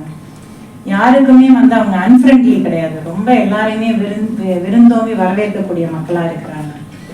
What they need more is self determination and autonomy of growth. இதுதான் வந்து அங்கே மிஸ்ஸிங். அதுக்காக தான் இப்போ வந்து இங்கே நம்ம வந்திருக்கிற சிறப்பு விருந்தினர்கள் சொர்ணலதா அவர்கள், ஷோபா மகன் அவர்கள், விஜயகுமாரி, இவங்கெல்லாம் அதில் வந்து பார்க்கறதுக்கு எல்லாருமே வந்து ஒரு சிறு வயது பிள்ளைகளாக இருக்கிற மாதிரி இருந்தாலும் அவங்களுடைய செயல்பாடுகள் வந்து எவ்வளோ தூரம் அந்த பழங்குடி கிராமங்களை முன்னெடுத்து போயிருக்குது அப்படின்னு அவங்களே ஒரு சில நிமிடங்களில் சொல்லுவாங்க. ஸோ அதில் இன்னொரு ஃபைனல் வேர்டு நான் கோட் பண்ண விரும்புகிறேன். I'm confident that tribals in Tamil Nadu will become the richest in the neighbourhood in the near future. அப்படி தான் அந்த பார்ட் ஆஃப் தட் இன்டர்வியூவை சார் முடிச்சிருப்பாங்க. Thank you so much sir for bringing in the clarity really new. அடுத்தபடியாக நம்ம எல்லோருக்கும் தமிழ்நாடு இருளர் பாதுகாப்பு சங்கம் என்ற அமைப்பின் அது கூட அசோசியேட் ஆகி தான் நம்ம அவரை தெரியும், பேராசிரியர் பிரபா கல்விமணி அவர்கள். அவர்கள் அடுத்தபடியாக இந்த நூலை பற்றி ஒரு சில வார்த்தைகள் ஒரு 5 நிமிடம் பேச அழைக்கிறேன். அவர் வந்து நெல்லை மாவட்டத்தில் பிறந்தவராக இருந்தாலும் திண்டிவனத்தில் தான் அந்த அமைப்பை தொடங்கி சௌந்தரபாண்டியபுரம், இதை வந்து நாங்கள் சினிமாலாம் அடிக்கடி கேள்விப்பட்டிருக்கோம் சார், சௌந்தரபாண்டியபுரம் சொல்லுவாங்க. ஸோ அவர் வந்து ஒரு பை ப்ரொஃபஷன் ஒரு பேராசிரியராக இருந்தாலும் விருப்ப ஓய்வு வந்து 97 விருப்ப ஓய்வு பெற்று அதுக்கப்புறம் முழுக்க தன்னை இருளர் பாதுகாப்பு, அதுவும் அந்த சட்ட ரீதியான வழக்குகளுக்காகவே தன்னை அர்ப்பணித்துக் கொண்டு இயங்கிக் கொண்டிருப்பவர். 2017 96 பழங்குடி இருளர் பாதுகாப்பு சங்கத்தை துவங்கி இருக்கிறார். 2007 பழங்குடி இருளர் கல்வி அறக்கட்டளையை துவங்கி இருக்கிறார். அந்த முதல் இன்று வரை இன்னைக்கு கூட நாளைக்கு ஒரு கோர்ட் ஹியரிங் இருக்குன்னு சொன்னீங்கல்ல சார், இன்னைக்கு நிகழ்வுக்கு அழைக்கும் போது அவங்க வந்து திண்டிவனத்துலேருந்து வரணுமா அதெல்லாம் சொல்லலை. எனக்கு கோர்ட் ப்ரொசீடிங் ஒன்று இன்னும் பெண்டிங் இருக்குமா, தேதி சொல்லலை. அது இல்லைன்னா நான் நிச்சயம் வந்துடுவாங்க. நிகழ்ச்சியை முடிச்சுட்டு அவங்க அதுக்கு தான் போகிறாங்க. சட்ட போராட்டம் மூலமாக அது சட்டப்படி அப்படின்னு ஏதோ ஒரு வழக்கு போடும்போது தான் நமக்கு நியூஸில் வருது, இல்லாட்டி நமக்கு தெரியாது இல்லைங்களா. அதனால அவர்கள் இந்த நிகழ்வுக்கு வந்து சிறப்பித்தமைக்கு நன்றியை கூறி பேராசிரியர் பிரபா கல்விமணி அவர்களை ஒரு சில வார்த்தைகள் பேச அழைக்கிறேன். அதிகமான பொது தேர்வு நான் பண்ணும்போது இப்போ வரலாறுல தான் அதிக பாடம் மார்க் மதிப்பெண் எடுத்துருந்தேன். இந்த மதிப்பெண் அதிகமாக எடுக்கிறது எல்லாமே வாத்தியாரை பொறுத்து தான். எந்த வாத்தியார் நல்லா எடுக்கிறாரோ அந்த பாடம் மாணவர்களுக்கு பிடிச்சிடும், அவ்வளோதான். அது அடிப்படை வேறு ஒன்றும் இல்லை. அதுக்கடுத்தால 9வது வகுப்புக்கு நான் போனேன். அதில் 78 79 அதிக மதிப்பெண். இங்கே போன உடனே அப்போ அங்கே ஒரு தலைமையாசிரியர் வந்தார். அவர் ஒவ்வொரு வாரத்திலையும் வந்து இந்த இப்போ இருக்கிற பாடம்லாம் ரொம்ப எழுதிப்பா, அடுத்த வாரம் அது நடத்துறது தான் கொஞ்சம் கஷ்டம், அதை தான் நான் நடக்கணும், இதை நீங்கள் எல்லாம் படிச்சிடலாம் அப்படின்னு ஒரு 10-15 பக்கத்தை தள்ளி விட்டுட்டு அவர் போடுவார். அடுத்த வாரம் வந்து இதுல வாரத்துக்கு அப்புறம் தான் ஒரு தலைமை ஆசிரியர் புதுசாக வந்திருந்தார் கல்வியோட ஹைஸ்கூல்ல. அதுக்கப்புறம் ஒரு 15 பக்கத்தை சொல்லி இந்த பாடம்லாம் எழுதிப்பா, இப்படியே சொல்லிக்காங்க. எனக்கு இந்த வகுப்புல பாடம் கவனிச்சுதான் நான் பழக்கப்பட்ட படியா அதுவே எனக்கு போச்சு. அதுக்கப்புறம் நான் வேற ஒரு பள்ளிக்கூடத்துக்கு போனேன். அந்த பள்ளிக்கூடத்துல ஒரு தலைமை ஆசிரியர் நான் மத்தியானம் சாப்பாடு போனோம்னா எவன்லாம் காசு கொடுக்காம மத்தியானம் சாப்பாடு சாப்பிடுறான் அப்படின்னு கேவலமா திட்டுற மாதிரி எப்போ மதியம் திட்டணும். அதுல இருந்து அவரை பார்த்தாலே எனக்கு பிடிக்காது, இந்த பாடமும் பிடிக்காது. கடைசியில் எப்படியோ உருண்டு கொண்டு ஒரு 39 மார்க் எடுத்து வெளியே வந்தேன். அதனால வரலாற்று பாடம் வந்து ரொம்ப முக்கியம். ஆனா அந்த ஆசிரியர் பண்ண 1-2 ஆசிரியர் பண்ணதுல எனக்கு அந்த மாதிரி ஆயிடுச்சு. அதனால எனக்கு இதை கண்ணு. ஆனா அந்த புத்தகத்தை படித்த பிறகு எனக்கு உண்மையிலே இந்த அதுவும் மானுடவியல் இதெல்லாம் பார்த்தா கொஞ்சம் பயமாவே இருந்தது, மானுடவியல் தொடர்பா. ஆனா ஐயா எழுதியிருக்கிறது ரொம்ப ஆதாரபூர்வமா. அதை படிக்கும்போது அவ்வளவு கடினமா தெரியல, இயல்பான ஓட்டம் இருக்கு அந்த புத்தகம். எப்படியும் படிச்சிருக்குன்னு நினைச்சேன். ஒரு 7-8 பக்கம் தான் படிக்கல, முழுக்க வாசிச்சிட்டேன். புத்தகம் நல்ல ஆதாரபூர்வமா. இது நம்ம ஊர்ல இந்த புத்தகத்தை ஒரு மலிவு பதிப்பா பாலம் சார்பா ஒரு மலிவு பதிப்பா நிறைய போட்டு விட்டோம்னா இந்த சாதி சட்டம் வராது. இதெல்லாம் படிச்சா சரி எல்லாமே எல்லாம் ஒன்னா இருந்தவங்க தான், நம்ம எல்லாம் ஒண்ணுதான் அப்படிங்கிற இயல்பான ஒரு கருத்து வந்து இந்த நூலை படிச்சா யாருக்கும் இருக்கும். அப்படி அதுதான் என்னுடைய கருத்து. நாம் ரொம்ப ஆராய்ச்சி பண்ணிலாம் ஒன்று சொல்ல, மொத்தமா படிச்சதுல இருந்து எனக்கு தெரிஞ்சுக்கிட்ட கருத்து எல்லாமே பழங்குடிகள் தான். எல்லாருமே ஒன்னோட ஒண்ணு வந்திருக்கு. இந்த பழங்குடிகள் மட்டும் அந்த கலப்படம் இல்லாம இருந்திருக்காங்க. மற்றதெல்லாம் கொஞ்சம் கொஞ்சம் அப்படி இப்படி வந்திருக்கு. அது நான் புரிஞ்சுக்கிட்டது அந்த அளவு தான். அந்த அடிப்படையில் இந்த நூலை வந்து பாலம் சார்பாக கொண்டு வருதுல ரொம்ப முயற்சி. அதுக்கடுத்த ஒண்ணு சொல்லணும், இந்த நிகழ்ச்சி வர்றதுல ரொம்ப ரொம்ப எனக்கு சந்தோஷம் இருந்ததுன்னா, கிறிஸ்துதாஸ் காந்தி இந்த நிகழ்ச்சியில வர்றாரு, அவரை சந்திக்கிறதுக்கு ஒரு வாய்ப்பு அப்படிங்கிறது எனக்கு ரொம்ப மகிழ்ச்சி. ஏன்னா அவர் தான் இந்த SC/ST வன்கொடுமை தடுப்பு சட்டமும் இருக்கு. இது எல்லா சட்டமும் தடா பொடலாம் வந்ததுன்னா சட்டம் வரும்போதே விதிகளும் வந்துடும். உடனே விதி இருந்தால் தான் அமல்படுத்த முடியும். ஆனா 1989 வந்த வன்கொடுமை தடுப்பு சட்டத்துக்கு விதி 95 வருது. அப்ப ஐயா தான் இருக்காரு, அவர் தான் இந்த விதி. அப்புறம் தமிழ்ல நல்ல அவரு ஆங்கிலத்தில் எப்படி புலமையோ அந்த அளவுக்கு தமிழ்ல நல்ல புலமை உள்ளவர். அதுல மொழிபெயர்த்திருப்பாரு. இந்த தீருதவின்னு ஒரு வார்த்தையை பயன்படுத்திருப்பீங்க நீங்க. இந்த ரிலீஃப் அமௌண்ட் இருக்கு, எனக்கு அது ரொம்ப பிடிச்சமான வார்த்தை. இந்த காம்பன்சேஷன்ங்கிறது வேற, ரிலீஃப்ங்கிறது வேற, ரெண்டையும் போட்டு குறைக்க கூடாது. அதனால தீருதவி அவங்களுக்கு கொடுக்கணும். அந்த சட்டங்கள்லாம் வந்தது. அது மட்டும் இல்லைன்னா அந்த பழங்குடி அந்த SC/ST வன்கொடுமை தடுப்பு சட்டம் மட்டும் இல்லைன்னா எங்க பழங்குடியினர் பாதுகாப்பு தன்மை இல்லை, அவ்வளவுதான். ஏன்னா இந்தியா முழுக்க 8 விழுக்காடா இருந்தாலும் தமிழகத்துல 1 விழுக்காடு தான். எந்த கட்சிக்காரங்களும் பழங்குடிகள் பிரச்சனைக்கு ரொம்ப அக்கறை காட்ட மாட்டாங்க. ஏன்னா ஓட்டு இல்லையே, ஓட்டு பேங்க் இருக்கணும்ல. நீங்க என்ன போய் இவங்க ஓட்டு போட்டு என்ன ஆகிட்டு போகுது. அதனால அவங்க ஒன்றும் அதிக கவனம் செலுத்துறது இல்லை. அப்ப இந்த சட்டம் வந்ததுனாலதான், இந்த சட்டத்தை வச்சுதான் நம்ம எதாச்சும் செய்ய முடியுங்கிற அடிப்படையில நாங்க இதை பரவலா எல்லா இடத்துலையும் மார்க்ஸ், ரவிக்குமார் போன்ற தோழர்கள்லாம் ஒரு கூட்டு முயற்சி தான், தனியா ஒன்றும் பெருசா செஞ்சிட முடியாது. இது வரைக்கும் ஒரு 1000 வழக்குகள் எடுத்திருக்கோம். 1993 அத்தியூர்ஜா வழக்குகள் இருந்து இது வரைக்கும் எடுத்திருக்கோம். அந்த வழக்கு போட்டு எல்லாரும் சொல்லுவான் சட்டம் என்ன செய்யும், அது போலீஸ் என்ன சட்டத்தில் என்ன பண்ணுவோம், அதெல்லாம் ஒன்றும் பண்ண முடியாதுன்னு தூக்கி உள்ள தூக்கி வச்சா அதெல்லாம் பயப்படுவோம். எல்லாம் சொல்லுவான் தைரியம். எல்லாம் கைதுக்கு பயப்படாதானே யாரு, நானும் கைதுக்கு பயப்படுறோம் தான். எல்லாரும் கைதுக்கு பயப்படுவோம். தூக்கி அந்த யூனிஃபார்ம்ல வந்து தூக்கி போலீஸ் தான் செஞ்சாகணும், வேற யாரும் செய்ய முடியாது. அதனால அந்த சட்டத்தை சரியா அமல்படுத்தணும் அப்படிங்கிறதுக்காக அதை தேடி பிடிச்சி நான் எதையும் துண்டடிக்கிற பத்திரமா வச்சிருப்பேன். ஐயா தலைமையில் SC/ST வன்கொடுமை தடுப்பு சட்டம் சரியாக அமல்படுத்த கோரி மாநாடு. எப்போ வரவேற்புரை சன்னா, தலைமை இரா கிறிஸ்துதாஸ் காந்தி, சிறப்புரை டாக்டர் கா கிருஷ்ணசாமி, திருமணம். இப்படி இந்த துண்டறிக்கை 2002 போட்ட துண்டறிக்கை இந்த சென்னையில ரொம்ப ஐயா வச்சு நடத்தினாங்க. இவங்க சிவகாமி IAS இவங்கெல்லாம் கொஞ்சம் அக்கறையோடு இந்த பிரச்சனையை எடுத்தாங்கிறதுக்காக இந்த அரசால் எப்படி பழிவாங்கப்பட்டாங்க. அதெல்லாம் நான் நேரடியாக அந்த இதில் போய் அவருக்கு சரியா அந்த தலைமை செயலகத்தில் சரியா ஏதோ ஒரு இதுக்கு போய் உண்மை குழுவில் போய் போலீஸ் செஞ்சது தப்புன்னு சொன்னார். உண்மை சொன்னார். அதுதான் அது அந்த அரசாங்கத்துக்கு பிடிக்கல. எந்த அரசாங்கம் வந்தாலும் அது வேற, அது நிறைய இப்படி பேசிகிட்டே போகலாம். அதுக்கப்புறம் இந்த குறிப்பாக எங்களுக்கு எது பயன்படுதுன்னா, சிவகாமி அம்மா வந்திருக்கும் போது கூட இது sensitising the bureaucracy for the welfare of எஸ்ஹெச்னு ஒரு ப்ரோக்ராம், அந்த அரசு அதிகாரிகளுக்கு எப்படி இந்த சட்டத்தை கொண்டு போகிறது அப்படின்னு. அதில் நல்ல வேலைக்கு நான் ஒரு ரிசோர்ஸ் பர்சனாக நம்மளை போட்டாங்க. அதனால எனக்கு என்ன ஆச்சுன்னா, ஒரு மரியாதை எல்லா இடத்துலையும் போலீஸ் அதிகாரிகிட்ட போய் இவரெல்லாம் பெரிய நக்சலைட் அப்படி இப்படின்னு அவனுக்கு சொல்லிட்டு இருக்கும்போது நம்ம அவங்களுக்கே போய் வகுப்படுத்த அப்படின்னு அது ஒரு மரியாதை தான், ஒரு அங்கீகாரம். நீங்கள் அப்படி கொடுத்தது, வாய்ப்பு கொடுத்ததுலாம் எங்களுக்கு ஒரு பெரிய அங்கீகாரமாக இருந்தது. அதனால போய் இது எனக்கு உள்ள பிரச்சனைன்னா எதை சொல்ல வந்தால் அது இது அப்படி இதாகிடுது. அதனால இந்த வழக்கில் என்ன இருக்குன்னாக்கா, அவ்வளவு மட்டமாக இருக்கு போலீஸ். இந்த ஒரு செய்தி மட்டும் சொல்லிட்டு நான் விடைபெற்றேன். இன்னைக்கு அந்த வாய்ப்பு, இது எனக்கு ஒரு வாய்ப்பு உங்களுக்கு தெரியணும், அதனால அதுக்காக சொல்றேன். இந்த சட்டத்தை அமல்படுத்தணும். ஒரு பையன், அது அந்த பையன் யாருனாக்கா B.R. ஜெகநாதன், பழங்குடியினரில் ஒரு பெரிய முன்னோடி. அவர் தான் B.R. ஜெகநாதன். அவர் சென்னையில் காங்கிரஸ் கமிட்டியில் இருந்திருக்காரு. அந்த 38வது வார்டிலே எதிரியே இருந்து முக்கியமான பொறுப்புலலாம் இருந்திருக்காரு.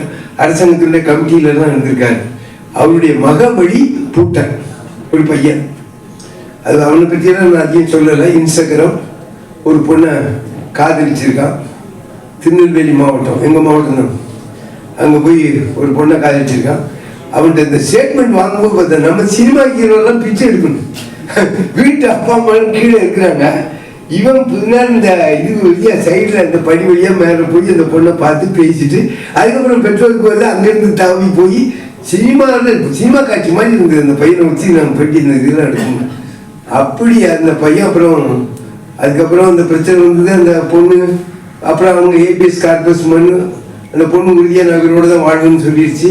இங்கே வந்துட்டாங்க. அதுக்கப்புறம் அந்த மாமனாரும் மாமியாரும், உனக்கு அப்பா அம்மா இல்லை, நாங்கள் பிள்ளை மாதிரி வச்சுக்கிறோம் பாருங்க, அங்கேருந்து கூட்டிகிட்டு போய் தென்காசி காவல் நிலையத்தில் ரயில்வே ஸ்டேஷன் பக்கத்தில் ஒரு மாடி வீட்டில் வச்சு ஒரு 1.5 மாதம் மேலே வச்சு, அங்கே பின்னால் அந்த இது மின்சார கம்பி அதில் ஆட்களை வச்சு தூக்கி சாகடிக்கிறதுக்கு அந்த பையனை தூக்கி போட்டது தான் தெரியும் அந்த பையனுக்கு.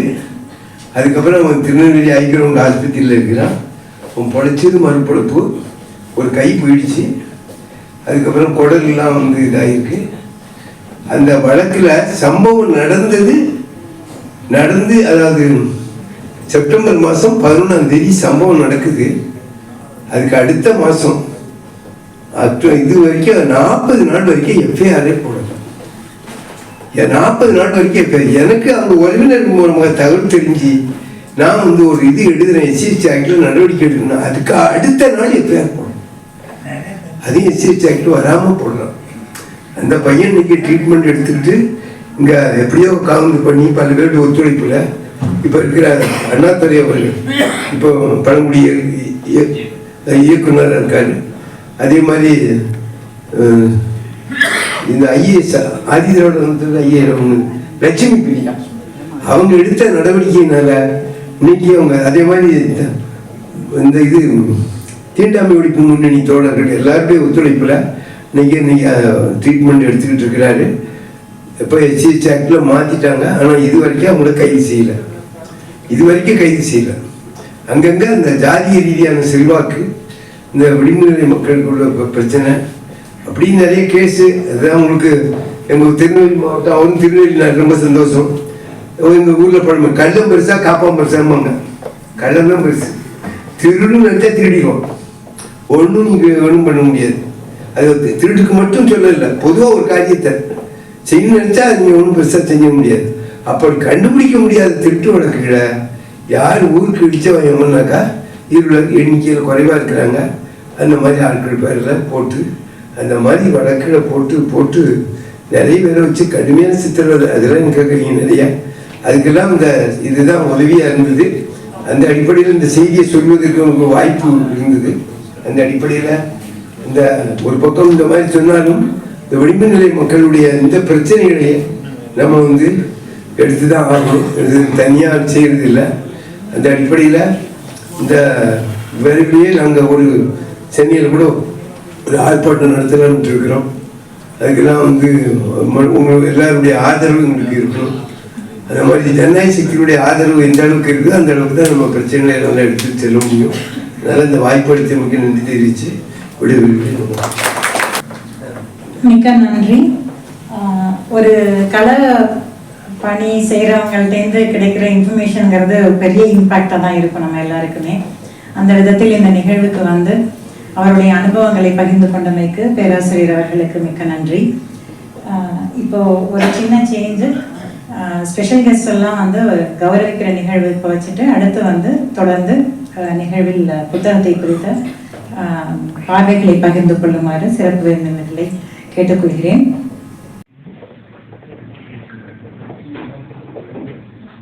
முதலில் நிகழ்வின் தலைவர் கலிபெருமாள் அவர்களை அழைக்கிறேன்.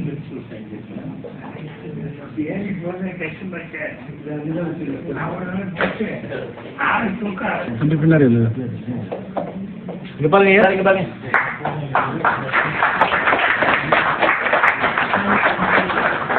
இங்க பாருங்க. ஓகேண்ணா சார், வெயிட் பண்ணு சார். நன்றி சார். சார் கேமரா பாருங்க.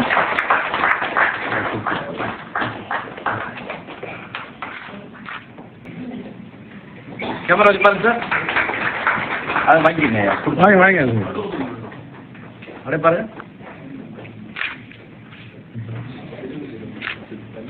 ஓகே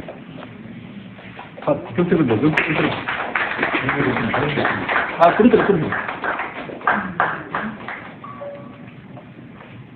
கேமரா பாருங்க. இங்க பாருங்க மேடம்.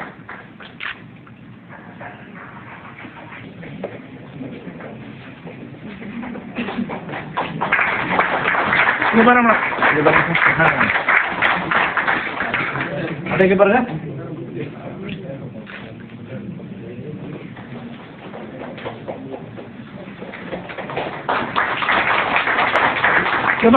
கேமரா பாருங்க மேடம். தேங்க்யூ.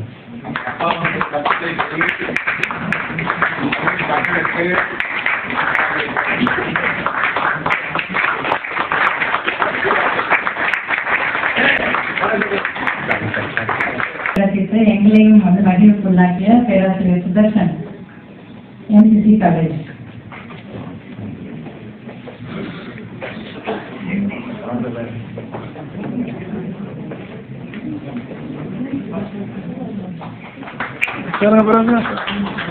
Book okay. அப்படியே பார்க்கலாம் சார். அப்படியே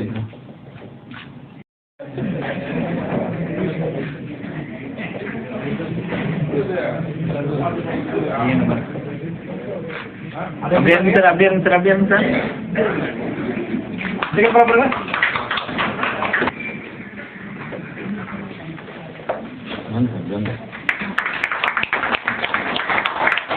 பாருங்க. சார் கிஃப்ட் வாங்கி இப்படி பாருங்க சார். இங்க பாருங்க சார். இரண்டாவது முறை பார்க்கிறேன். நம்ம எல்லாருக்கும் அறிமுகமான வாங்க ஃப்ரெண்ட்ல வாங்க.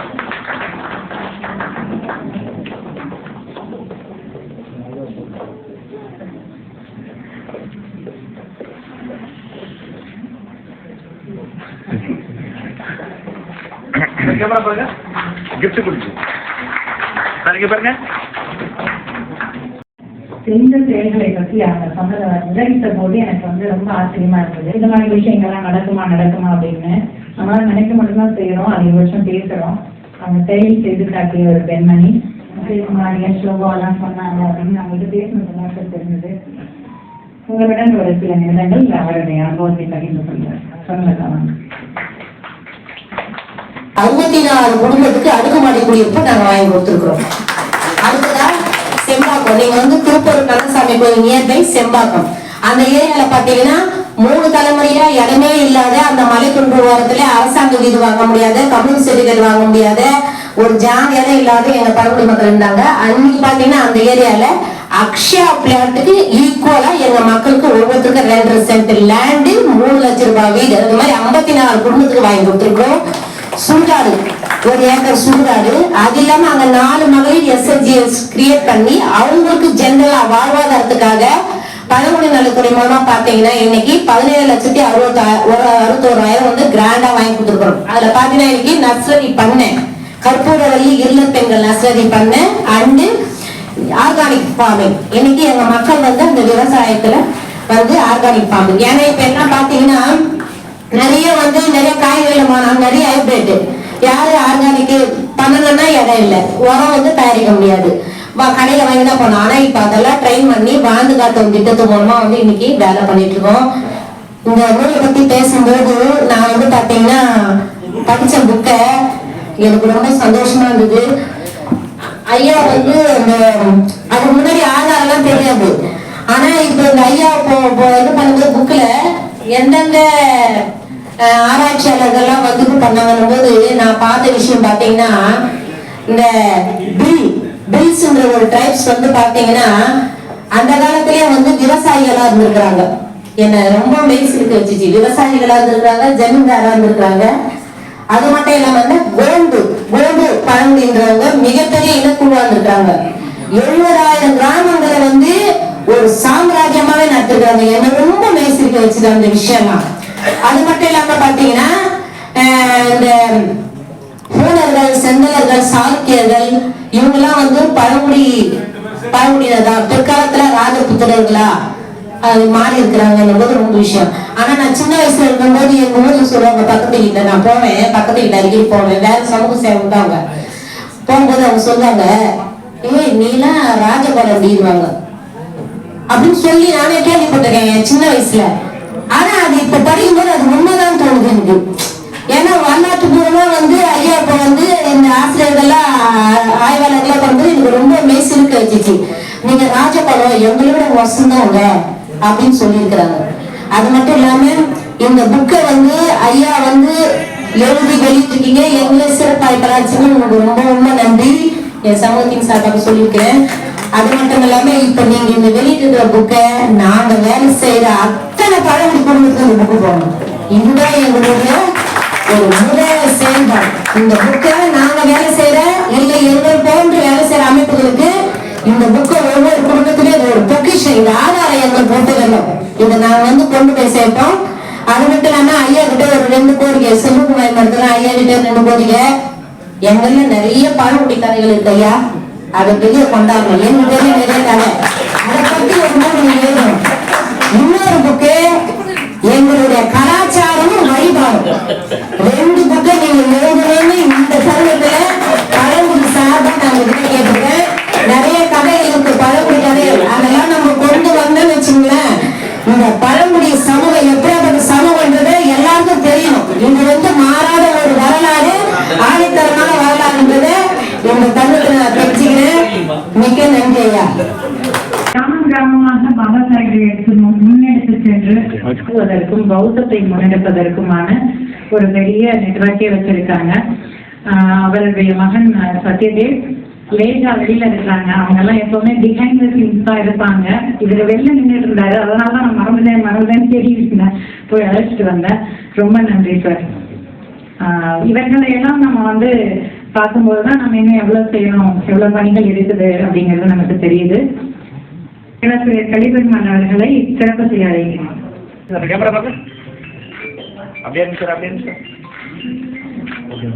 எனக்கு தெரிஞ்ச தமிழ்ல வந்து நான் பேசிக்கிறேங்க. முதல்ல வந்து மேடம் உங்களுக்கு நன்றி இந்த விழாக்கு என்னை அழைத்ததுக்கு. அதுக்கப்புறம் வந்து பழங்குடிகளோட வெல்ஃபேருக்காக மட்டும் வேலை செய்யற கிருஷ்ணதாஸ் காந்தி சார் ஐயா அவங்களுக்கும் நன்றி.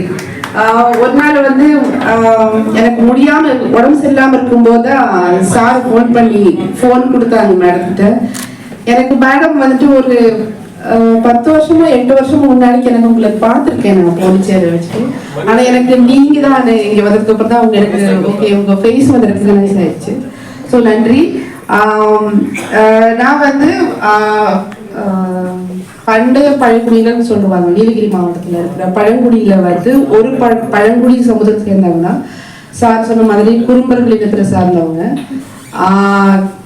இவங்க வந்து என்னன்னா தமிழ்நாட்டுல எஸ்டின்னு சொல்லுவாங்க. எஸ்டில வந்து இன்னும் ஒரு பிரிவினை உண்டு. அதுதான் முன்னாடி எல்லாம் சொல்லுவாங்க பிரிமிட்டிவ் ட்ரைபல்னு சொல்லிட்டு இருந்தாங்க. பிரிமிட்டிவ்ங்கிறது வந்துட்டு நாகரிகம் இல்லாத பழங்குடிகள் சொல்லிட்டு இருந்தாங்க ஃபர்ஸ்ட் எல்லாமே. So that word is an insulting word that was declared in the UN. So அதுக்கப்புறம் அதை சேஞ்ச் பண்ணிட்டாங்க. எப்படின்னா particularly vulnerable tribal groups. இதோட மீனிங் எனக்கு இன்னும் புரியவே இல்லை. தமிழ்ல வந்து என்னதான் சொல்றாங்க எனக்கு புரியாது. So but still we consider PVTJs. So we call us PVTJs in Nilgiri district. So that's one thing. I read this book very slowly. I don't understand. But it took time for me to understand what it said in this book. So இங்க வந்து first தலைப்பு என்ன கொடுத்திருக்காங்கன்னா பழங்குடியினர் என்போர் யார். Actually I don't believe the narration which has given in this book தமிழ்ல. எங்களுக்கு என்ன சொல்லுவாங்கன்னா பழங்குடியிலனா self determined and dignified life which we live. So எனக்கு என்ன சொல்லி கொடுத்துருக்காங்கன்னா எங்க தாத்தா எங்க பாட்டி எங்க முன்னோர்கள் என்ன சொல்லியிருக்காங்கன்னா பழங்குடிகள் வந்து அவங்களுக்குன்னு ஒரு இடம் உண்டு. ஸோ நாங்கள் எப்படி நிறைய பண்ணுவோம்னா ஒரு மலை இருக்குது ஒரு காடு இருக்குது அங்க வந்து விலங்குகளும் மரங்களும் பழங்குடிகள் இருப்பாங்க. அவங்க எப்படி வாழ்வாங்கன்னா அவங்களுக்கான எல்லாமே அங்கேயே கிடக்கும். அவங்களே உருவாக்குவாங்க அவங்களே சார்ந்திருப்பாங்க. இன்னொரு சமுதாயம் கூட டிபெண்டா இருக்கவே மாட்டாங்க. They are self-dependent. They know how to create, they know how to sustain, they know how to live without anybody's interference or dependency. இதுதான் எங்களுக்கு வந்து சொல்லி கொடுத்தது. சில பழங்குடிகள் வந்து அப்படிதான் வாழ்றாங்க. நான் பார்த்தா பெரும்பாலும் உலக அளவுல வந்து நிறைய இடங்கள்ல எனக்கு வந்து பயணிக்கிறதுக்கு வாய்ப்பு கிடைச்சது. I travel, still also I travel. இங்க வந்து எல்லா பழங்குடிகளுக்கும் அவங்களுக்கான தனிப்பட்ட கலாச்சாரம் பாரம்பரியம் எல்லாமே உண்டு. இதுல என்ன வித்தியாசம் நான் பார்த்ததுன்னா இந்த எல்லாரும் பாக்குறாங்க பழங்குடியில ஏழை. முன்னாடி சொன்னாங்க ஏழை மக்கள் தான் இருக்கிறாங்க. அவங்களுக்கு வந்து அறிவு கிடையாது. அவங்களுக்கு வந்து நாகரிகம் மற்றவர்கள் தான் சொல்றாங்க. இதெல்லாம் ஒண்ணுமே கிடையாது. அவங்களுக்கான எல்லா ரிசோர்ஸும் உண்டு. அந்த ரிசோர்ஸை வந்து இந்த சிஸ்டம் இந்த கட்டமைப்புன்னு சொல்றோம்ல ஒவ்வொரு நாட்டுக்கும் வந்து கான்ஸ்டிடியூஷன் உருவாக்குறாங்க இல்லையா சிஸ்டம் உருவாக்குறாங்க. இந்த சிஸ்டம் வந்து என்ன பண்ணுதுன்னா இந்த மக்களோட ரிசோர்ஸை ஃபுல்லாவே வேலி போட்டு எடுக்குது. அப்போ வேலி போட்டு இது என்னோடது இது கார்பரேட்டோடது இது அரசாங்கத்தோடது இது எங்களோடது இந்த வேலி போடும் போதா இந்த மக்கள் என்ன ஆகுறாங்க நிலமற்றவர்களும் இந்த எக்கனாமிக்கலி சோசியலி பேக்வர்ட் ஆகுறாங்க. இதனாலதான் இந்த மக்கள் வந்து ட்ரைப்ஸ் பழங்குடிகள் சொல்லப்படுறாங்க. இதுதான் இதோட அண்டர்ஸ்டாண்டிங். அப்போ இந்த மக்களுக்கு வந்து இந்த புக்ல கொடுத்துருக்காங்க. நான் படிச்சு பார்க்கும்போது வரலாற்று இந்த மக்கள் இங்க ஆண்டாங்க, இந்த பழங்குடி மக்கள் இந்த ஊர்ல இருக்கிறாங்க, இந்த டெரிட்டரியில இருக்கிறாங்க, இந்த ஹோம் ரேஞ்ச்ல இதுதான் வார்த்தைகள் வந்து யூஸ் பண்ணுவாங்க. ஸோ பழங்குடிகள்ங்கிறது வந்து இந்த புக்கு நாடாளும் இந்திய பழங்குடிகள். ஸோ ஒவ்வொரு சாப்டர்ல வந்து ஒவ்வொரு மக்களை பத்தி பேசியிருக்கீங்க. இப்போ இப்போ இந்தியாவில் வந்து குடியரசு தலைவராக இருக்கிற திரௌபதி முர்மு அவங்களே பத்தி பேசியிருக்காங்க. Yes of course I agree that. நீங்க சொன்னீங்க இல்லையா அவங்களுக்கும் இந்தியாவில் வந்து ஒரு முதல் பெண்மணியா இருக்கிறதான தகுதி உண்டு. அது வந்து நானும் அதை ஏத்துக்கிறேன் மேடம். நீங்க சொன்ன மாதிரியே இந்த புக்ல எழுதிருக்க மாதிரி நான் ஏத்துக்கிறேன். ஏதோ வந்து பிச்சை போட்டாங்க இல்ல வந்து அவங்களுக்கு வாய்ப்பு கொடுத்தீங்களான்னு சொல்றது கிடையாது. எவ்ரிபடி ஹாஸ் அந்த டிக்னிட்டி இருக்குது, அந்த பதவி வைக்கிற பொறுப்பும் அவங்களுக்கு இருக்குது. So this is my understanding. இன்னொன்று வந்து இந்த புக்கு வந்து சொன்ன மாதிரியே எல்லா பழங்குடிகளுக்கும் சொல்ல வேண்டியது இருக்குது இந்த புக்கு. ஏன்னா இதுல இந்த மாதிரி புக்கு தான் வந்து ப்ரூஃப் இருக்குது. அது எஸ்டி மக்களா இருக்கட்டும் இல்ல வந்து பழங்குடி மக்களா இருக்கட்டும் இந்த நாட்டை ஆண்டாங்க இருந்தது. பிகாஸ் எனக்கு இந்த வர்ணாசனம் தெரியாது. இந்த வர்ணாசம் வந்து எங்களுக்கு சொல்லிக் கொடுக்கவே இல்லை. எங்களுக்கு வந்து ஒரு ஊர்ல இன்னொரு ஊர்ல வந்து இந்த பழங்குடிகள் இங்க வந்து இந்த பழங்குடிகள் இவங்க வந்து இந்த சமுதாயம் அவங்கள வந்து தொந்தரவு பண்ணாம நம்ம வாழணுங்கிறது மட்டும் சொல்லி கொடுத்துருக்காங்க. ஒன்று சார்ந்து அவங்களை வந்து அடிமைப்படுத்துறது இதெல்லாம் வந்து எங்களுக்கு சொல்லி கொடுக்கவே இல்லை. அப்படி அங்கே வாழ்றதும் கிடையாது யாருமே. இன்னொன்று அங்க இருக்கிற ரிசோர்ஸ் ஃபுல்லாமே வந்து மற்ற வந்தேரிகள் வந்து கையகப்படுத்திட்டு இந்த மக்களை ஏழையாக்குனதுதான். அவங்க வந்து நீங்க சொன்ன மாதிரி படிக்க தெரியாதவங்க, நாகரிகம் இல்லாதவங்க, இப்படிதான் சொல்லப்படுறது. இது வந்து இங்க மட்டும் இந்தியாவில் மட்டும் கிடையாது, உலகம் பூரா நான் எங்கெல்லாம் போறேனோ அங்கெல்லாம் இது இருக்குது. ஸோ இதுதான் வந்து நான் பார்த்தது. இந்த புக்கு அக்கா சொன்ன மாதிரி எல்லா பழங்குடிகளுக்கும் இது தேவைப்படும். அவங்க மட்டும் இல்லை, மற்ற சமுதாயத்துக்கும் நம்ம இந்த மாதிரி பாடங்கள் சொல்லிக் கொடுக்க வேண்டியது நம்ம கடமை தான் இருந்தது கூட. இன்னொன்று வந்து நான் என்ன சொல்ல வரேன்னா, எனக்கு ஃப்ரெண்ட் இருக்காங்க ஒரிசால. அவங்க வந்து ஒரு புக் எழுதுனாங்க, இண்டிஜினியஸ் விமன் ஹீரோயின்ஸ். அப்படின்னா இந்தியா சுதந்திரம் போராடும் போது இந்த அப்போ வந்து பழங்குடிகளும் அந்த போராட்டத்துல பங்கேற்றிருக்காங்க பிரிட்டிஷ்காரங்களுக்கு ஃபைட் பண்றதுக்கு. அந்த ஹீரோயின்ஸோட ஒரு தொகுப்பா ஆக்கிட்டு ஒரு புக் எழுதுனாங்க. அந்த புக்கு வந்து பப்ளிஷ் பண்ணும்போது அந்த என்னோட ஃப்ரெண்டை வந்து இந்தியன் கவர்மெண்ட் டார்கெட் பண்ணுது. ஏன்னா அவங்க வந்து என்ன பேசுறாங்க, வரலாறு பேசுறாங்க. இந்தியால ஹீரோயின்ஸ் இருக்காங்க இல்லையா, அவங்க எல்லாமே நிலத்துக்காக உரிமைக்காக போராடினவங்க பேசும்போது அவங்கள டார்கெட் பண்ண ஈவன் இப்போ கூட அது நடந்துட்டு இருக்குது. அது ஒண்ணு. அது மட்டும் இல்லாம இன்னொன்னு வந்து இந்தியால ஒரு சட்டம் இப்போ உருவாக்கியிருக்காங்க. அப்படியே 2006 ஒரு சட்டம் வந்து வந்தது, வன உரிமைகள் சட்டம். ஸோ பழங்குடிகள் என்பது வந்து அவங்க சுதந்திரமா வாழ்ற ஒரு இடம் தான் இருக்குது.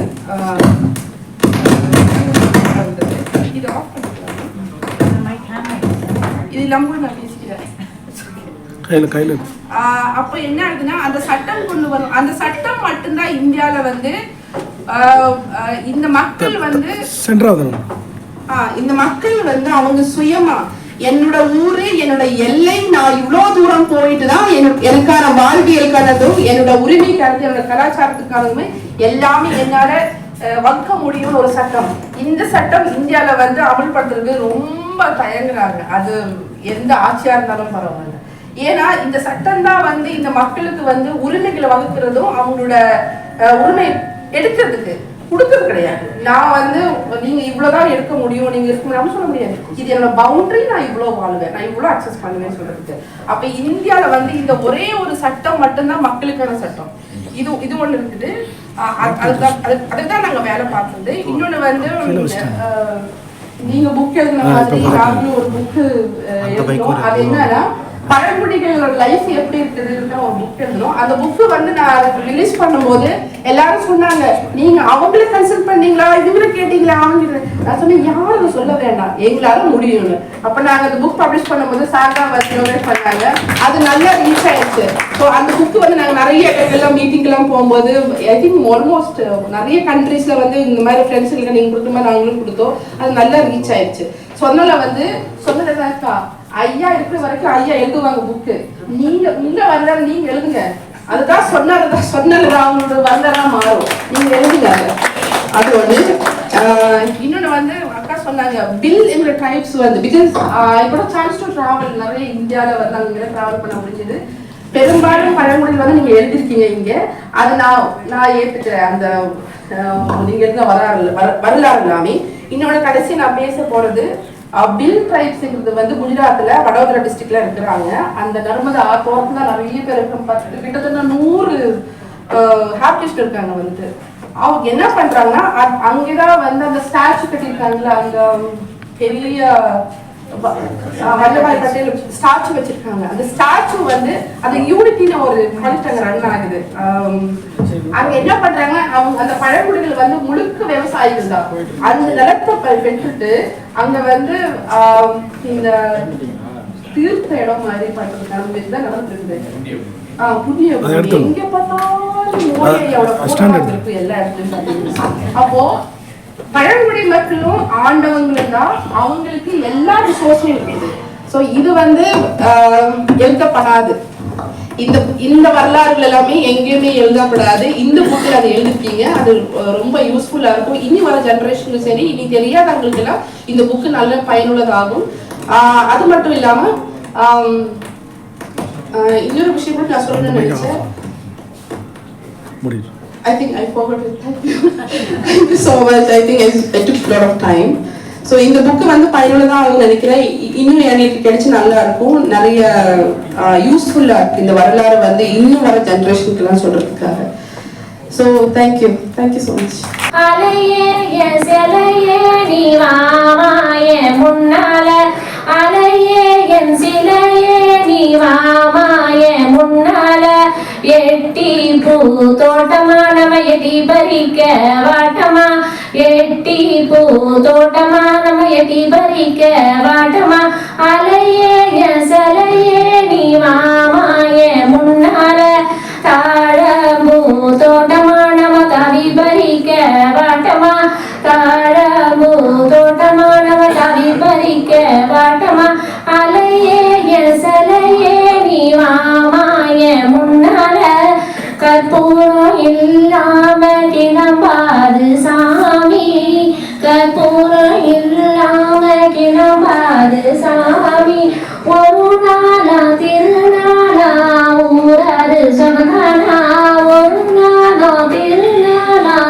ஊராது சொன்னானா, முழங்காது தண்ணிலே மகளையாரோ கரையிலே, முழங்காது தண்ணிலே மகளையாரோ கரையிலே, அலையே சிலையே நீ வாமாய முன்னால. நன்றி. ஆய்வாளர்களுக்காக தான் நான் பேசிட்டு இருக்கேன்.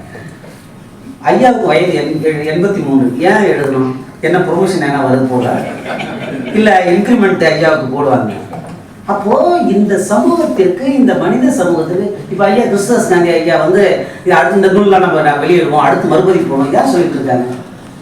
சென்னையில் தலித் விடுதலை, சமூக விடுதலைன்னு பேசுற யாரும் ஐயா கிறிஸ்தாஸ் காந்தி அவர்களை கிராஸ் பண்ணாம சென்னையில் வைக்க முடியாது. அப்படி நம்ம சந்திச்சிருக்கிறோம். ஐயா வழிகாட்டிருக்கிறார். நம்மளாம் இன்னைக்கு அங்கே வந்திருக்கோம். அப்போ இதெல்லாம் நம்ம உள்வாங்கிக் கொள்ள வேண்டும். நமது முன்னோர்களை படிக்காமல் நம்ம அடுத்து தாண்ட முடியாது.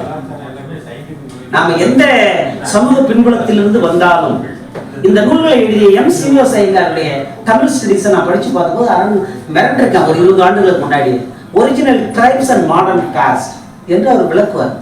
அப்போ அவர் வேற ஒரு சமூக பின்புலத்தில் வந்தாலும் இந்த மண்ணினுடைய வரலாற்றை எடுத்து சொல்றாரு. அதை போல எல்லா நாம் எங்கெங்க பிறந்து எங்கெங்க வந்திருக்கலாம், ஆனால் இந்த மனித குலத்தில் பிறந்திருக்கிற அடிநிலையில் இருக்கிற மக்களுடைய வரலாறுகளை, அவர்களது மேன்மைகளை, அவர்களது உயர்ந்த பண்புகளை எடுத்துரைக்க வேண்டியது நமது கடமை. அதை நமது முன்னோடி ஐயா கேப்டன் கலியபெருமாள் அவர்கள் சிறப்பாக செய்து வருகிறார். அவரது பெருமையை அவரது புதல்விகள் உண்மையாவே அவங்களதான் மிகுந்த பாராட்டுக்குரியவர்கள். மிக அருமையாக இப்படி நிகழ்வுகளை நடத்தி சிறப்பாக செய்து வருகிறார்கள். அதற்கு நமது சுப்பிரமணியன் சார் மாதிரி, நமது நரேந்திரன் ஐயா போன்றவர்கள் எல்லோரும் உதவி செய்து வருகிறார்கள். உங்கள் அனைவருக்கும் நன்றியை கூறி இந்த உரையை வழங்குவதற்கு வாய்ப்பளித்த நன்றி கூறி நிறைவு செய்கிறேன். நன்றி. இன்றைய மாலை பொழுது ஒரு பயனுள்ள பொழுதாக அமைகிறது. நாடாளும் இந்திய பழங்குடி அப்படி என்ற ஒரு தலைப்பிட்ட ஒரு நூல் ஓய்வு பெற்ற வரலாற்று பேராசிரியர் கேப்டன் எஸ் கலியபெருமாள் அவர்களுடைய 11வது நூல் இன்று வெளியிடப்படுகிறது. ஓய்வு பெற்ற IAS அதிகாரி இந்த மாதிரி பழங்குடியின மக்களின் வளர்ச்சிக்காக பல முன்னெடுப்புகளை செய்து கொண்டிருக்கிற கிறிஸ்தாஸ் காந்தி IAS அவர்கள் இந்த நிகழ்ச்சியை தலைமை தாங்கி நூலை வெளியிட்டிருக்கிறார். நூலை பெறுவதற்காக பேராசிரியர் கல்விமணி அவர்கள் இருளர் பாதுகாப்பு சங்கம் திண்டிவனத்திலிருந்து வந்திருக்கிறார். நூலை பெற்றுக்கொள்ளும் மற்ற 3 பேர் ரொம்ப முக்கியமானவர்கள். அவர்கள் பழங்குடி இனத்திலிருந்து வந்து இன்று பழங்குடி மக்களின் முன்னேற்றத்துக்காக எம்பவர்மெண்ட் என்று சொல்லுவோம், அதற்காக உழைக்கிறவர்கள். அவர்கள் சாதித்த சாதனைகள் அதிகம். ஸ்வர்ணலதா அவர்கள் கூடுவாஞ்சேரியிலிருந்து, ஷோபா மதன் ஊட்டியிலிருந்து, விஜயகுமாரி கள்ளக்குறிச்சியிலிருந்து. சோஷியல் வாட்ச் என்ற அமைப்பும் மெட்ராஸ் கிறிஸ்டியன் காலேஜில் வந்து இப்போ சோஷியல் ஒர்க் டிபார்ட்மெண்ட்டில் ஒரு ஸ்டூடெண்ட்ஸுக்கான ஒரு ப்ரோக்ராம் முன்னெடுக்கிறாங்க. அந்த ஒரு நிகழ்வையும் நான் இன்று குறிப்பிட விரும்புகிறேன். பழங்குடி மக்களின் எம்பவர்மெண்ட்டுக்காக ஸ்டூடெண்ட்ஸ் இணைந்து பயணம் செய்கிறார்கள். இந்த ஒரு பயணத்தையும் வாழ்த்துகிறோம். இந்த நிகழ்வில் நூல் மதிப்புரை வழங்குவதற்காக நமக்கு எல்லாம் தெரிந்த பேராசிரியர் ஜெயபாலன் அவர்கள் வந்திருக்கிறார்கள். நூல் ஏற்புரை வழங்குவதற்காக, நூலை பற்றி பேசுவதற்காக நூலாசிரியர் பேராசிரியர் கேப்டன் எஸ். கலியபெருமாள் அவர்கள் வந்திருக்கிறார்கள். நிகழ்வு இனிதே நடந்தது. நிறைய ஆளுமைகள் இந்த நிகழ்வில் பங்கெடுத்தார்கள். அதற்கு நூலாசிரியர் பேராசிரியர் கேப்டன் எஸ். கலியபெருமாள் அவர்கள் ஓய்வு பெற்ற வரலாற்று பேராசிரியர், திருவாரூரை பூர்வீகமாக கொண்டவர். இதுவரை 11 நூல்கள் எழுதியிருக்கிறார். எல்லாமே வரலாற்று ஆய்வு நூல்கள்.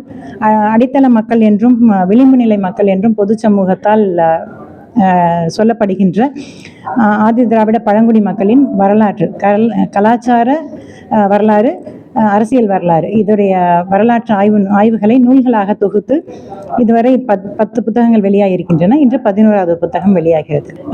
இந்த நூலில் மையக்கருத்தானது பழங்குடி மக்கள், அதாவது நம்ம அந்த நூலுடைய சப்டைட்டில் பார்த்தீங்கன்னா ஆதிவாசிகள் என்று அழைக்கப்படும் பழங்குடி மக்கள் அரசாட்சி செய்த வரலாறு என்பது.